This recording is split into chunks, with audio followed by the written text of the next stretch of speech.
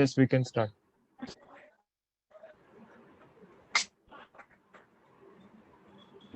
नमस्कार अर्थमित्रांनो, महाराष्ट्र सेवा संघ मुलुंड या संस्थेच्या अर्थ विभागातर्फे अर्थप्रबोधन व्याख्यानमाला जी दर महिन्याला घेतली जाते त्याचं आज 77वं पुष्प आहे. या पुष्पामध्ये मी विजय वझे आपणा सर्वांचं स्वागत करतो. तसेच आजचे वक्ते CA श्री चंद्रशेखर वझे, ज्यांना आम्ही आमचे वझे सर म्हणतो, कारण ते महाराष्ट्र सेवा संघाचे भूतपूर्व अध्यक्ष आणि अर्थ विभागाचे विद्यमान अध्यक्ष असल्यामुळे ते आमचे वझे सर आहेत. तर वझे सर, तुमचंही स्वागत. नमस्कार. हो, नमस्कार. मला वाटतं आज सगळ्यांना एक रिक्वेस्ट आहे की त्यांनी त्यांचा व्हिडिओ आणि ऑडिओ जरा ऑफ ठेवावा, म्हणजे जरा प्रक्षेपणात प्रॉब्लेम येणार नाही. सगळ्यांना रिक्वेस्ट आहे की त्यांनी व्हिडिओ आणि ऑडिओ ऑफ करावा, म्हणजे आम्हाला ते करायला लागणार नाही आणि त्यात वेळ जाणार नाही. अर्थमित्रांनो, आज तुम्हाला सगळ्यांना जरा चुकल्यासारखं वाटत असेल की नेहमीचा सूत्रसंचालक वझे सर, तुमचा ऑडिओ जरा येतोय, तुमचा ऑडिओ ऑफ करा आता.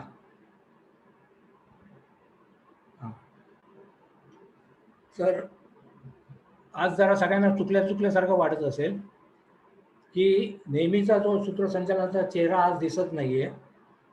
तर त्याचं झालं असं की अमिता ठोसर, जी नेहमी सूत्रसंचालन करते, तिने आज दुपारीच मला फोन करून सांगितलं की तिच्या फॅमिलीमध्ये काहीतरी मेडिकल इमर्जन्सी आल्यामुळे ती आज सूत्रसंचालन करणार नाही.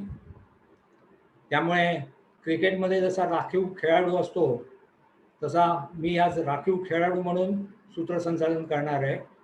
ज्या काही चुका होतील मला आशा आहे की तुम्ही माफ कराल. अर्थमित्रांनो, गेल्या पुष्पामध्ये आपण share, debentures, bond, mutual fund, सोनं यासारख्या गुंतवणुकीवर होणारा भांडवली नफा आणि त्यावर लागणारा प्राप्तिकर याबद्दल सखोल मार्गदर्शन आपले CA संजीव गोखले यांच्याकडनं करून घेतलं. आता ह्या पुष्पामध्ये स्थावर मालमत्ता, म्हणजे मुख्यत्वे करून सदनिका, घर, ह्यावर होणारा जो भांडवली नफा आहे त्याच्यावर प्राप्तिकर कसा लागतो, त्यात काही सूट मिळते का, त्याचं टॅक्स प्लॅनिंग करता येतं का, त्याच्यावर काय प्रोव्हिजन्स आहेत प्राप्तिकराच्या, ह्याबद्दल सखोल मार्गदर्शन आपले आजचे वक्ते CA श्री चंद्रशेखर वझे करतील. मित्रांनो, आपल्या सगळ्यांनीच वाचलं असेल कालच्या पेपरामध्ये की भारतीय अर्थव्यवस्थेची रिफॉर्म्स, जे तत्कालीन पंतप्रधान नरसिंह राव आणि फायनान्स मिनिस्टर मनमोहन सिंग यांनी 1991 साली जे चालू केलं त्याला काल 30 वर्ष झाली. तर ह्या रिफॉर्म्समुळे आपली भारतीय अर्थव्यवस्था खूप रुळावर आली आणि ती सुदृढ झालेली आहे. आणि त्या रिफॉर्म्सचा थोडा रेफरन्स आजच्या थोड्या विषयाकडे आहे, असं मी त्या कसा आहे तो मी सांगतो तुम्हाला. पूर्वी मराठी मध्यमवर्गीय माणूस हा जॉईंट फॅमिलीमध्ये राहायचा, त्यामुळे पूर्वजांनी जे घर घेतलेलं असेल त्या घरातच सगळ्या फॅमिलीज राहायच्या एकत्र. पण हळूहळू जॉईंट फॅमिली ही कन्सेप्ट मागे पडत चालली आणि स्वतंत्र फॅमिली हा कन्सेप्ट पुढे आली. त्यामुळे प्रत्येक फॅमिली आपापलं घर घ्यायला लागली. ऑफकोर्स ते घर घ्यायचे ते बेसिकली राहण्यासाठीच घ्यायचे. पण आता मी जसं म्हणतो की रिफॉर्म्समुळे जे काय फरक झाला की गेल्या 2-3 दशकामध्ये आत्ता जो मराठी माणूस मध्यमवर्गीय आहे तो जमीन किंवा सदनिका हे जे घेतो हे गुंतवणूक म्हणून घ्यायला लागला. हा जो चेंज आहे रिफॉर्म्समुळे तो आत्ता झालेला दिसत आहे. त्यामुळे हा जो दुसरा रिफॉर्मचा रेफरन्स असा आहे, पूर्वी सदनिका हजारात मिळायची, ती हळूहळू लाखात मिळायला लागली आणि आता ती कोटीत मिळायला लागली. म्हणजे हा जो रिफॉर्मचा इफेक्ट आहे. त्यामुळे कोटीत आता घर सदनिका घेतल्यामुळे त्याच्यावर होणारा भांडवली नफाही कोटी कोटीत यायला लागला. त्यामुळे एवढा होणारा मोठा भांडवली नफा, त्याच्यावर काय प्राप्तिकर लागतो, त्याबद्दल आपल्याला आज नक्कीच मार्गदर्शन होईल, सखोल अगदी होईल आणि माझी खात्री आहे की तुम्हाला सगळ्यांना ते आवडेल. तर मित्रहो, आजचं आपला प्रोग्राम पुढे जाण्याआधी मी वैभवला विनंती करतो की आपलं जसं नेहमी चालू करतात तशी अर्थप्रार्थनेने आपली सुरुवात होईल. वैभव, अर्थप्रार्थना चालू कर.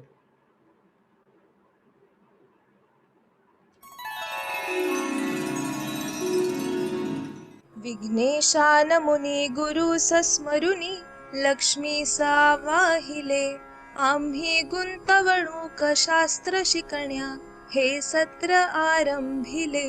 केव्हा स्थावर आणि जंगम कधी कोठे किती गुंतवू. चर्चा मंथन तज्ञ बोध मिळता हे प्रश्न ही सोडवू. ठेवी भाग सुवर्ण पोस्ट अथवा रोखे तसे फंडते. वृद्धी भांडवली मिळो कर नको पर्याय ही कोणते.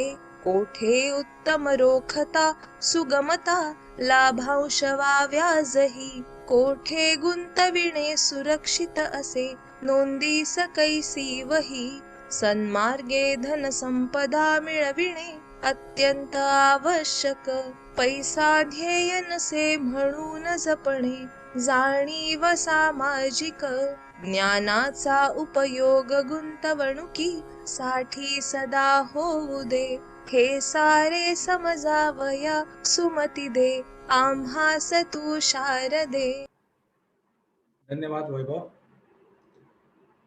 मित्रांनो, ही जी अर्थप्रार्थना आहे ती आजचे आपले वक्ते आणि अर्थविभागाचे अध्यक्ष चंद्रशेखर वझे यांनीच केलेली आहे, रचलेली आहे. आणि मला आठवतं की ही जी रचना त्यांनी केली, एका अर्थविभागाच्या प्रोग्राममध्ये ते ऑडियन्समध्ये बसले होते आणि लिटरली अर्ध्या तासात त्यांनी लिहून काढली. त्यामुळे ह्या अर्थप्रार्थनेचं आज विशेष महत्त्व मला वाटतं आहे. तर आता आपण पुढे जाऊया. मी आजच्या वक्त्यांचा थोडक्यात परिचय करून देतो. आजचे वक्ते चंद्रशेखर वझे हे व्यवसायाने CA आहेत आणि त्यांचं शिक्षण BCom, FCA, ACS, LLB आणि या सगळ्या व्यावसायिक परीक्षांमध्ये त्यांना विशेष गुणवत्ता मिळालेली होती. हे महत्त्वाचं आहे. त्यांचा स्वतंत्र व्यवसाय आहे चार्ट अकाउंटंट म्हणून. मुलुंडमध्येच आहेत. त्या मुलुंडमध्ये एक प्रथितयश चार्ट अकाउंटंट म्हणून प्रसिद्ध आहेत. त्यांचा प्राप्तिकर बँकिंग, व्यावसायिक नीतिमूल्य आणि आर्थिक विषयावर अनेक ठिकाणी व्याख्याने आणि अध्यापन करतात. म्हणजे पूर्वी आपल्या कॉलेजमध्ये पण ते रेग्युलरली फॅकल्टी म्हणून जायचे. CAच्या व्यावसायिक संस्थांमध्ये त्यांचा सक्रिय सहभाग आहे. तसेच आकाशवाणी आणि दूरदर्शन केंद्र याच्यावर त्यांनी कार्यक्रमात नेहमी सहभाग असतो त्यांचा. हे झालं त्यांचं एज्युकेशनल आणि फॅकल्टीचं. म्हणजे तुम्ही थक्क व्हाल की बाकी त्यांच्या ज्या ॲक्टिव्हिटीज आहेत त्या एवढ्या वेगवेगळ्या आहेत. त्यांनी वाल्मिकी रामायण, संत वाङ्मय आणि इतर सामाजिक विषयावर व्याख्याने व लेखन करतात. म्हणजे चार्ट अकाउंटन्सी कुठचा विषय आहे, म्हणजे हा जसं म्हणतात की वृक्ष विषय, पण कुठच्या विषयामध्ये त्यांनी प्रोफिशियन्सी घेतलेली आहे ते बघा. वाद्यवृंद, जो एक विडंबन गीतांचा ते वाद्यवृंद आहे, त्याचं ते सूत्रसंचालन करतात.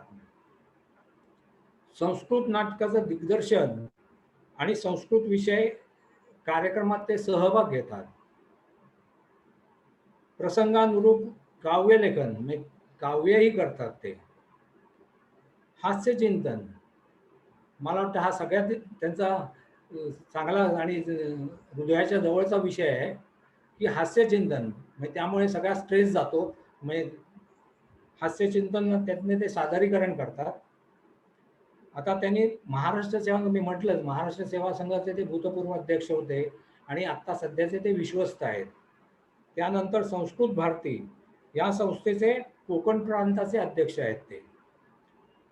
जनकल्याण बँक जी आहे त्याचे माजी अध्यक्ष आणि विद्यमान संचालक आहेत ते. ब्राह्मण सभा गिरगाव याचे ते विश्वस्त आहेत. स्वातंत्र्यवीर सावरकर साहित्य अभ्यास मंडळ मुलुंड याचे ते कोषाध्यक्ष आहेत, कार्याध्यक्ष सॉरी. इतर अनेक संस्थांमध्ये निरनिराळ्या पदांवर त्यांनी काम केलेलं आहे आणि त्यांचा व्यवसाय सांभाळून हे सगळं काम करतात ते. आणि मला एक आठवतं त्यांची एक स्पेशालिटी म्हणजे टाईम मॅनेजमेंट.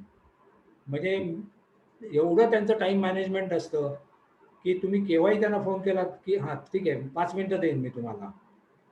हे त्यांची स्पेशालिटी आहे. योग विद्यानिकेतन 2012चा त्यांना योग मित्र पुरस्कारही प्राप्त झालेला आहे. ज्येष्ठ नागरिक संघ मुलुंडच्या 2014चा उत्कृष्ट सेवा समाजसेवी पुरस्कार त्यांना मिळालेला आहे. ही त्यांची अगदी थोडक्यात ओळख आहे. मित्र, आज आपण एक ह्याच्या कार्यक्रमाच्या संपण्याच्या आधी वैभव एक पोल टाकेल. त्या पोलला तुम्ही जरूर प्रतिसाद द्या. तसंच तुमचे प्रश्न हे तुम्ही चॅट बॉक्समध्ये टाका. ज्यायोगे आम्ही भाषण संपल्यानंतर ते प्रश्न जरूर घेऊ.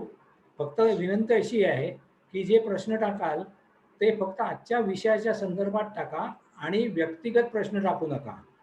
जे सगळ्यांच्या उपयोगी पडतील असेच प्रश्न टाका.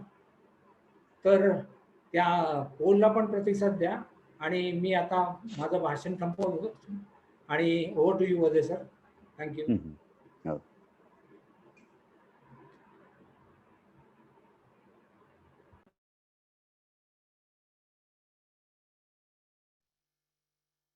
धन्यवाद.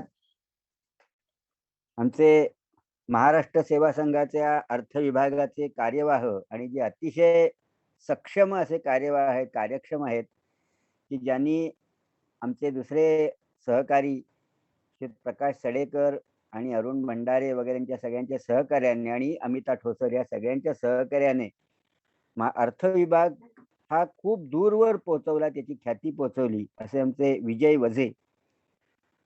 आणि हा विभाग आता एवढा कार्यक्षम आहे की गेली 10 वर्ष सतत त्याचे काही ना काहीतरी कार्यक्रम चालू असतात आणि त्यात खूप निरनिराळ्या प्रकारचे उपक्रम असतात. आणि त्याच्यामुळे महाराष्ट्र टाइम्स सारख्या अग्रगण्य दैनिकांनी सुद्धा आम्हाला माध्यम भागीदारी दिलेली आहे. तेव्हा या पार्श्वभूमीवर आपल्याला आजचा हा कार्यक्रम सुरू करताना सगळ्याला मी आज खूप दिवसांनी आलेली पावसाविना असलेली रविवार संध्याकाळ सुद्धा आनंदाची जावो अशा शुभेच्छा देतो. कारण पावसाने आपल्याला खूप त्रास दिल्यासारखं केलं होतं. तर हा जो विषय आहे हा एवढा विस्तृत विषय आहे की मध्यंतरी एक 3-1 वर्षापूर्वी मी याच्यावरती 3 ते 3.5 तासाचं पूर्ण एक कार्यशाळा अशी घेतली होती. आणि तेव्हा सुद्धा माझं समाधान झालं नव्हतं की आपण त्या विषयाला न्याय दिलाय. कारण या विषयात इतके कंगोरे आहेत की कुठलाही त्यातला एक शब्द घेतला तरी त्याच्यावर असंख्य वाद निर्माण होतात आणि ते पार सुप्रीम कोर्टापर्यंत जातात. आणि प्राप्तिकर हा असा विषय आहे की त्याच्यातले जे टॅक्सच्या ज्या आपली लायबिलिटी असते, टॅक्सचं जे दायित्व असतं ते एवढं कधी कधी मोठं असतं की पार सुप्रीम कोर्टापर्यंत भांडायला सुद्धा लोकांना परवडतं. एवढे कधी कधी मोठ्या रकमा त्याच्यात असतात. मी आज जो विषय मांडणार आहे 1 तासात मांडायचा प्रयत्न करणार आहे आणि त्याच्यामुळे त्याच्यात आपण फक्त स्थावर मालमत्तेचा प्राप्तिकर. गेल्या वेळी आता श्रीयुत विजय वझे यांनी सांगितल्याप्रमाणे आमचे मित्र संजीव गोखले यांनी इतर जे काही मालमत्ता असते म्हणजे शेअर्स असतात किंवा दागदागिने असतात, इतर काही गुंतवणूक असतात त्याच्याविषयीचं मार्गदर्शन आपल्याला केलंय. आज मी हा अतिशय असा मर्यादित विषय निवडलेला आहे आणि तो म्हणजे जमीन म्हणजे लँड आणि बिल्डिंग म्हणजे इमारत किंवा घर हाऊस प्रॉपर्टी, विशेषतः सदनिका जो सामान्य मध्यमवर्गीय माणसाला जे असतं, जे त्याच्याकडे जी मालमत्ता असते त्यांच्या कॅपिटल गेनवरचा फक्त आपण आज उहापोह किंवा चर्चा करणार आहोत. 1952च्या आधी आपल्या देशात कॅपिटल गेन टॅक्स असं काही हे नव्हतीच. त्याच्यानंतर ती आली ही संकल्पना. आणि कारण भांडवली नफा हा जो आहे हा आपली भांडवली रिसीट किंवा कॅपिटल रिसीट म्हणून मानलं जातं. आणि कॅपिटल रिसीट हे इन्कम नाही. कुठल्याही आर्थिक विषयावर विचार करताना नेहमी एक महत्वाची संकल्पना लक्षात ठेवायला लागते, ती म्हणजे भांडवल आणि महसूल. भांडवली म्हणजे कॅपिटल आणि रेव्हेन्यू ह्यातला फरक अतिशय इकॉनॉमिकच्या सेन्समध्ये खूप चांगला सांगितला जातो, की झाड म्हणजे कॅपिटल आहे, भांडवल आहे, आणि त्याची फळं हे महसूल आहे म्हणजे रेव्हेन्यू आहे. सर्वसाधारणपणे जे भांडवल असतं ते इन्कम धरलं जात नाही, फळं हे इन्कम आहे. पण आपल्याला कोणी झाड बक्षीस दिलं तर ते आपण इन्कम धरायचं नाही, कारण ते बक्षीस जर मिळालं असेल तर. तर ही मूळ संकल्पना आहे. परंतु या सगळ्या संकल्पनांना हळूहळू वर्षानुवर्षात त्या निरनिराळ्या कर विषयक सुधारणांमध्ये छेद दिला गेला. आणि आताचा जो कॅपिटल गेन आहे, आताचा जो भांडवली नफा आहे, तो भांडवली नफा म्हणजे भांडवली ऍसेट. आपण आता अगदी अतिशय क्लिष्ट मराठी न वापरता आपल्याला जे पटकन समजतात असे शब्द, जे इंग्लिश मधले शब्द मराठीत रूढ झालेले आहेत, असंच वापरणार आहोत. तर ऍसेट म्हणजे कॅपिटल ऍसेट हे विकल्यावर किंवा एक्सचेंज केल्यावर आपल्याला जो काही फायदा होतो, म्हणजे आपण जेवढ्याला घेतली होती त्याच्यापेक्षा आपल्याला जे जास्त पैसे मिळतात, त्याला म्हणायचं भांडवली नफा किंवा कॅपिटल गेन.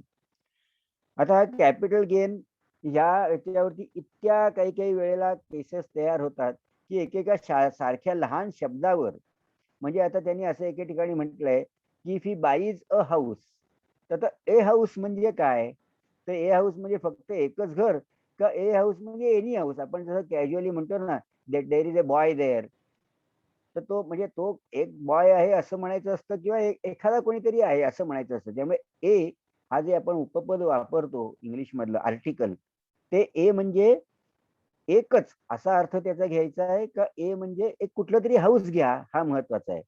हाऊस म्हणजे काय या विषयावर सुद्धा अनेकदा भांडण सुप्रीम कोर्टापर्यंत जातात. आता उदाहरणार्थ काश्मीरमध्ये शिकारा असतो, म्हणजे ते त्या लेक मध्ये असलेली घरं असतात. मग ते म्हणजे बोट हाऊस, मग हे याला हाऊस म्हणायचं का, घर म्हणायचं का, असे सुद्धा वाद निर्माण होतात. किंवा असेही वाद निर्माण होतात की घर घेतलंय, पण घर भारतातच असायला पाहिजे का परदेशातलं घराचं पण ते लागतं त्याला, याच्यावरती पण वादविवाद होतात. पण आता एवढ्या वर्षांच्या अनुभवांवरनं हे बरेचसे वादविवाद आता संपवत आणलेले आहेत सरकारने. आणि आत्ताचा जो कायदा आहे तो इतका, म्हणजे त्याला मी सरळ सोपा आहे असं म्हणणार नाही, पण तो इतका स्पष्ट केलेला आहे की त्यात तो खूप जाचक पण झालेला आहे. त्यामुळे म्हणजे आता तुम्हाला तिथे फारसं इंटरप्रिटेशन किंवा याचे वेगवेगळे अर्थ लावायचा जो वाव आहे तो हळूहळू ते कमी करत आणतायत. कारण ह्यांना आता काय करायचं, शासनाला किंवा सरकारला हे सगळं कॉम्प्युटराईज करायचं, संगणकाच्या माध्यमातून करायचंय. त्याच्यामुळे मानवी विचार जो असतो बुद्धीनी किंवा मनानी करायचा, तो त्यांना शक्यतो त्यातनं काढून टाकायचा आहे. यंत्राच्या सहाय्याने सगळ्या असेसमेंट वगैरे झाल्या पाहिजेत अशी भूमिका असल्यामुळे ते शब्द इतके त्यांनी स्पष्ट वापरून करायचा प्रयत्न केलेला आहे की तो यंत्र सुद्धा त्याचा अर्थ लावून काय ते करू शकला पाहिजे. याचे फायदे तोटे दोन्ही आहेत. तर त्या त्या पार्श्वभूमीवर आता आपण कॅपिटल गेनचं बघणार आहोत. मला या निमित्ताने असं स्पष्ट करायचंय की एवढ्या मोठ्या रकमा याच्यात गुंतलेल्या असतात, कोट्यवधी रुपयाचे व्यवहार होतात. आज मुलुंड सारख्या ठिकाणी तुम्हाला कुठलंही घर घ्यायचं असेल तर 1.5 कोटीच्या खाली काही येऊ शकत नाही. जे मध्यमवर्गीय, आताचा मध्यमवर्गीय हा थोडासा उच्च मध्यमवर्गीय झालेला आहे, कारण आता पती पत्नी दोघांचंही प्राप्ती असते, कुटुंब खूप लहान असतं, कर्जाची सुविधा खूप असते, कर्ज देण्यासाठी आपल्याकडे पाठी बँका लागलेल्याच असतात. आणि त्यामुळे लोकांना थोडासा मोह होतो आणि घरं घेतली जातात. आता या नोटाबंदी आणि इतर अनेक जीएसटी वगैरेच्या कारणांमुळे मालमत्ता जी आहे स्थावर, या मालमत्तेचे भाव खूप खाली गेल्यामुळे किंवा त्यातले लोकांचा उत्साह कमी झाल्यामुळे हे विचित्र परिस्थिती निर्माण झालेली आहे. पण तरी देखील तुम्हाला घर खरेदी करायचं असेल, विकताना कदाचित तुम्हाला अपेक्षित पैसे येणार नाहीत, पण खरेदी करताना मात्र तुम्हाला अक्षरशः नाकात दम येतो एवढी मोठ्या रकमा द्यायला लागतात. तर ह्या रकमा देताना किंवा घेताना जी काही काळजी घ्यायला लागते ती जर आपण त्यावेळेला योग्य वेळी कर सल्लागाराकडे गेलो नाही आणि योग्य त्या कर सल्लागाराकडे, अनेकदा काय असतं की असे साधारण तुटपुंज्या ज्ञानावरती प्रॅक्टिस करणारे किंवा व्यवसाय करणारे खूप लोक असतात. मग ते मुळात त्यांचं ज्ञान तेवढंसं अद्ययावत असतं असंच नाही. अनेकदा लोक सोयीसाठी म्हणून आपल्या शेजाऱ्या-पाजाऱ्याचा, मित्राचा, एखाद्या नातलगाचा, आपल्या सहकार्याचा, ऑफिसमधल्या असं असा सांगोवांगी घेतात, ऐकीव, आणि त्या बाबतीतले निर्णय तसा ते घेतात. पण जसं आपल्याला एखादा आजार झाल्यावर आपल्याला शेवटी तज्ञ डॉक्टराकडे जर वेळेत गेलो तर आपल्याला त्याचा उपयोग होऊ शकतो. तसंच हे सुद्धा आहे, की तुम्ही फी द्यायला लागेल चार्टर्ड अकाउंटंटची. म्हणून जर तुम्ही त्याला टाळलं तर कदाचित तुम्ही 5,000-10,000 फी वाचवाल, पण 10-20 लाख रुपये तुम्हाला टॅक्स जास्त भरायला लागू शकतो. अशी अनेक उदाहरणं येतात म्हणून हे मी सांगतोय. तेव्हा माझ्या ह्या सगळ्या कथनातून एवढं जरी आपल्याला समजलं, की हा जो विषय आहे, हा गंभीरपणे घेतला पाहिजे. उगाच कोणीतरी काहीतरी सांगितलं आणि त्याच्याप्रमाणे निर्णय घेतले, तर कदाचित तुम्ही खूप अडचणीत येऊ शकाल. असे अडचणीत आलेले अनेक लोक आम्हाला भेटलेले आहेत. म्हणून मी त्या तळमळीने तुम्हाला सांगतोय, की योग्य वेळी तुम्ही सल्ला घ्या. आणि आजच्या कथनाचा उद्देश एवढाच आहे, की कुठले यातले पैलू असे आहेत, की त्याच्यासाठी तुम्हाला सल्ला घेणं आवश्यक आहे. म्हणजे हे तुम्हाला जरी कळलं, की हा सल्ला घेतल्याशिवाय हे आपल्याला करता येणार नाही, तरी देखील आजच्या या आपल्या कथनाचं किंवा जे काही मी बोलणार आहे, त्याचा हेतू साध्य झाला असं म्हणता येईल. कारण हा सगळा विषय आम्ही 40 वर्ष व्यवसाय करून सुद्धा आम्हाला पूर्णपणे समजलाय असा आमचाही दावा नसतो. त्याच्यामुळे एका तासात हा विषय सगळा समजू शकेल एवढं सांगणे म्हणजे असा माझा दावा नाहीये. पण त्यातल्या ज्या मूलभूत कल्पना आहेत, मूलभूत त्याचा जो साचा आहे, तो मी सांगायचा प्रयत्न करणार आहे. तर कॅपिटल गेन हा जर असेल, तर कॅपिटल गेन केव्हा होतो? तर कॅपिटल गेन होण्यासाठी आता मी या अत्यंत त्रोटक हे करायचं असल्यामुळे पीपीटी वगैरे असं काही बनवलं नाहीये. पण तुम्ही जर कागद पेन घेऊन बसलात तर काही महत्त्वाच्या संकल्पना तुम्ही लिहून घेऊ शकाल, की ज्यायोगे त्याच्या अनुषंगाने तुम्हाला जर प्रश्न असतील, मगाशी प्रस्तावनेत जसे श्री विजय वझे यांनी सांगितलं, की या संकल्पनांच्या संबंधी तुमचे जर प्रश्न असतील, तर त्याचा सर्वांना उपयोग होईल. तुमच्या वैयक्तिक प्रश्नांसाठी अर्थातच तुम्हाला सल्लागाराकडे जायला लागेल आणि त्याची फी द्यायची मनाची तयारी ठेवलीत, की तुमचं काम नीट होण्याची शक्यता जास्त आहे. तेव्हा तुम्ही जर कागद आणि लिखाणाचं साहित्य घेतलं, तर काही संकल्पना ज्या महत्त्वाच्या आहेत. कॅपिटल गेन कधी होतो? कॅपिटल गेन होण्यासाठी मुळात कॅपिटल ॲसेट असायला लागतो. ॲसेट म्हणजे मालमत्ता असायला लागते. आता आपण स्थावर आणि जंगम म्हणतोय त्याच्यामुळे ती मालमत्ता आपल्याला दिसते. त्याला आपण टँजिबल ॲसेट म्हणतो. ती दिसते, त्याला स्पर्श करता येतो. पण काही-काही मालमत्ता अशा असतात, की ज्या दिसत नाहीत. उदाहरणार्थ गुडविल ही मालमत्ता ही आपल्याला दिसत नाही. पण गुडविल म्हणजे एखाद्या याची ख्याती, एखाद्याची जी प्रसिद्धी असते, ब्रँड आपण ज्याला ब्रँड म्हणतो ना, ते ब्रँड आहे. त्या ब्रँड म्हणजे त्याचं जे गुडविल असतं, त्या गुडविल ही म्हणजे त्याची ख्याती जी असते एखाद्या दुकानाची असेल, एखाद्या व्यवसायाची असेल, तर त्याला पण व्हॅल्यू असते. ट्रेडमार्कला व्हॅल्यू असते. नंतर टेनन्सी राईट आहे. तर हा टेनन्सी राईट हा मुद्दा मी उल्लेख करतोय कारण हा लँड आणि बिल्डिंगला अनुषंगिक तो आहे. तर टेनन्सी राईट आहे किंवा तुम्ही एखादा फ्लॅट बुक करता बिल्डरकडे, तेव्हा तो बुक केल्यावर तो फ्लॅट तुम्हाला मिळण्याचा हक्क आहे. तर हा हक्क ही सुद्धा एक मालमत्ता आहे. मला जो हक्क आहे, तो हक्क ही माझी मालमत्ता आहे. मागच्या वेळेला संजीव गोखले यांनी सांगितलं असेल, की आपल्याला राईट शेअर्स मिळतात. आता राईट शेअर्स मिळाले, ते शेअर अजून आपल्या हातात यायचे आहेत. आपल्याला फक्त राईट मिळालाय. कंपनीने सांगितलं, की तुम्हाला तुमच्याकडे 1,000 शेअर आहेत, तर तुम्हाला 200 शेअर घेण्याचा हक्क आहे. हा हक्क सुद्धा आपण विकू शकतो. थोडक्यात म्हणजे ही मालमत्ता जी आहे, ही टँजिबल म्हणजे ज्याला स्पर्श करता येते किंवा दृश्य स्वरूपात असेल किंवा अदृश्य स्वरूपात असेल किंवा ज्याला स्पर्श करता येत नाही अशी असू शकते. आपण लँड एंड बिल्डिंगचा विचार करतोय, त्या लँड एंड बिल्डिंगच्या अनुषंगाने 2 असे तुम्हाला मी उदाहरणं सांगितली, की जी प्रत्यक्ष टँजिबल नाहीयेत. एकतर बुक केलेला आहे म्हणजे तुम्हाला घर मिळण्याचा हक्क आहे बिल्डरकडनं. तो हक्क झाला म्हणजे राइट टू हाऊस झाला. आणि दुसरा सांगितला टेनन्सी राईट. तर ह्या अशा हे जे हक्क आहेत, यांचा विचार आत्ताच्या याच्यात आपण विस्ताराने करणार नाही आहोत. तरी देखील त्याचा जो उल्लेख वेळोवेळी येईल तसा मी त्याचं जे काही महत्त्वाची गोष्ट असेल ती मी सांगेन. तर हा एक झाला. पण लँड आणि बिल्डिंग. आता हा इन्कम फ्रॉम हाऊस प्रॉपर्टी नावाची कल्पना आहे. तुम्हाला माहिती आहे की तुमचं जरी स्वतःचं घर असलं तरी देखील त्याच्यानुसार त्याच्यापासून एक काल्पनिक इन्कम धरलं जातं. किंवा तुम्ही एखादं घर आहे आणि ते तुम्ही रिकामे आहे आणि दुसऱ्या घरात तुम्ही राहता, 2 घर आहेत, तर त्याच्यावर एक काल्पनिक किंवा नोशनल इन्कम असतं. तर हाऊस प्रॉपर्टी म्हणजे घर. मग हे घर म्हणजे नेमकं काय? तर थोडक्यात सांगायचं तर एक ड्वेलिंग युनिट. ड्वेलिंग युनिट याचा अर्थ जे जिथे राहू शकतो आपण ते घर. पण हाऊस प्रॉपर्टीच्या बाबतीत घर ही कल्पना खूप विस्तृत आहे. तिथे कुठलंही बांधकाम म्हणजे घर, बिल्डिंग. म्हणजे उदाहरणार्थ गोडाऊन हे सुद्धा हाऊस प्रॉपर्टी झालं. फॅक्टरीची बिल्डिंग हे सुद्धा हाऊस प्रॉपर्टी झालं. ऑफिसची जागा ही सुद्धा हाऊस प्रॉपर्टी झाली. तर हाऊस प्रॉपर्टीच्या बाबतीतलं हाऊसची व्याख्या आणि कॅपिटल गेनच्या बाबतीतली हाऊसची व्याख्या याच्यात सूक्ष्म फरक आहे, हे लक्षात घ्या. इन्कम टॅक्स मध्ये प्रत्येक व्याख्या ज्या केल्या डेफिनेशन त्या त्या विषयापुरत्या केलेल्या आहेत. कॅपिटल गेन साठी कॅपिटल ऍसेट म्हणजे काय अशी व्याख्या केलेली असते. तर हे सगळे बारकावे तुम्ही लक्षात घेऊन मग तुमचं सगळे आखणी करायला पाहिजे. तर हे पहिलं झालं, म्हणजे कॅपिटल ऍसेट असला तरच कॅपिटल गेन होणार, हे उघड आहे. त्याच्यानंतर त्याची ट्रान्सफर झाली पाहिजे. ट्रान्सफर म्हणजे मराठीत म्हणायचं हस्तांतरण. तो ए कडनं बी कडे गेला पाहिजे. जोपर्यंत तो ए कडून बी कडे जात नाही तोपर्यंत कॅपिटल गेन होत नाही. मग आता तुम्ही म्हणाल, मग असे कुठली उदाहरणं आहेत की जी स्वतःच्या स्वतःमध्येच ट्रान्सफर होते, अशी कुठली उदाहरणं असतात का? तर प्रत्यक्ष व्यवहारात अशी उदाहरणं असतात. उदाहरणार्थ, मी इतके दिवस फक्त गुंतवणूकदार म्हणून शेअर्स घेतोय, पण उद्यापासून मी शेअर्सचा बिझनेस सुरू केला.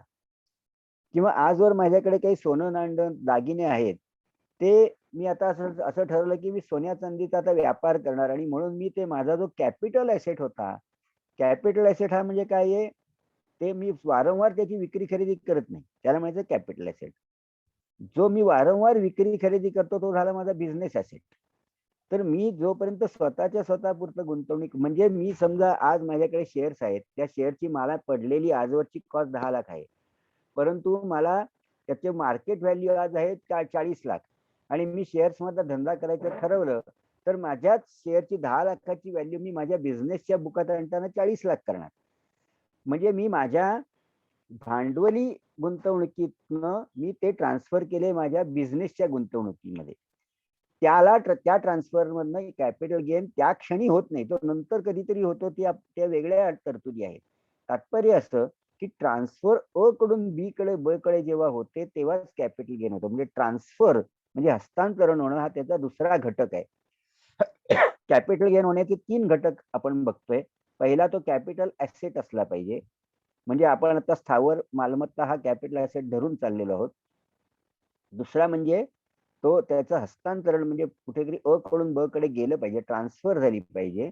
आणि तिसरा त्यातला घटक असा आहे की जो काही फॉर्म्युला दिलेला आहे इन्कम टॅक्स ऍक्ट मध्ये, तो त्याला लावता आला पाहिजे. त्यानुसार त्याचं कॅल्क्युलेशन किंवा गणित मांडून ते करता आलं पाहिजे.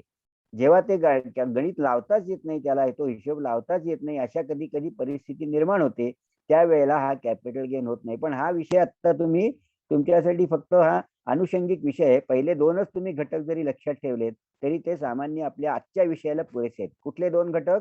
कॅपिटल ऍसेट आणि ट्रान्सफर. त्यामुळे हा पहिल्यांदा विचार करायचा. मग आता कॅपिटल गेन केव्हा होतो? हे 3 घटक आहेत. पण आपल्याला काही गोष्टी म्हणायला खूप सोप्या असतात. म्हणजे मी घर घेतलं.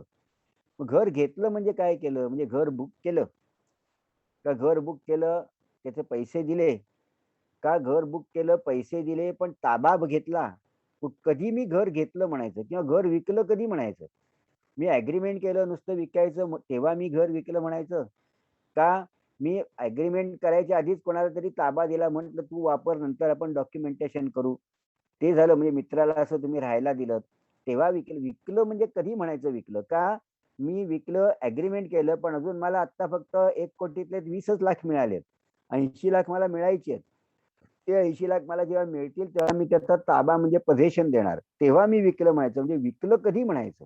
त्या विकलं कधी याच्यावरती सुद्धा इतके वादविवाद होतात. पण एक सामान्यपणे लक्षात ठेवा, विकलं कधी म्हटलं जातं? तर तुम्ही एखादं त्याच्या संबंधी डॉक्युमेंट केलं कुठलंही, म्हणजे साधं कच्चं ऍग्रीमेंट केलं, ते एमओयू केलात, काही जरी केलं, ते रजिस्टर भले केलेलं नसेल, रजिस्टर खरं म्हणजे त्याच्यात इतके वादविवाद झालेले आहेत की इमूव्हेबल प्रॉपर्टी जी आहे, स्थावर मालमत्ता, याची ट्रान्सफर ऑफ प्रॉपर्टी ऍक्ट मध्ये रजिस्ट्रेशन किंवा ट्रान्सफरची डेफिनेशन वेगळी आहे. ट्रान्सफर ऑफ प्रॉपर्टीमध्ये ट्रान्सफरच्या डेफिनेशन मध्ये काय म्हटलंय की ती स्थावर मालमत्तेचं स्टॅम्प ड्युटी वगैरे भरून रजिस्ट्रेशन जेव्हा होतं तेव्हा ती ट्रान्सफर झाली. पण इन्कम टॅक्स ऍक्ट मध्ये ही ही अशी फक्त रजिस्ट्रेशन होण्याची वाट नाही बघायची.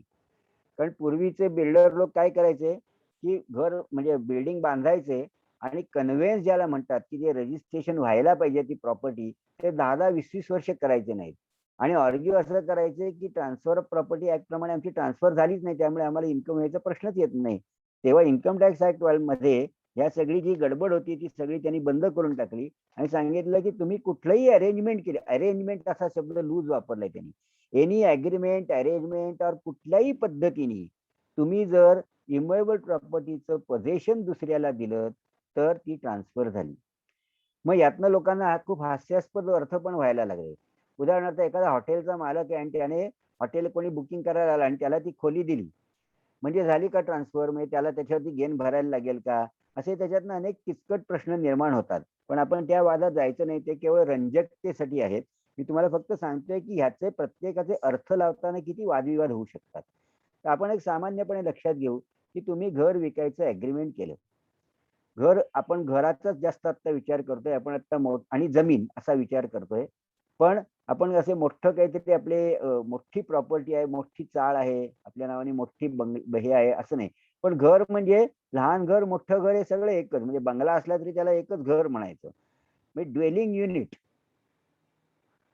तर त्याच्यामुळे तुम्ही जर घर विकलं म्हणजे घर विकायचं अग्रीमेंट केलं एखाद्याशी आणि ते अग्रीमेंट केल्यानंतर तुम्ही त्याला अजून पोझेशन द्यायचं आहे.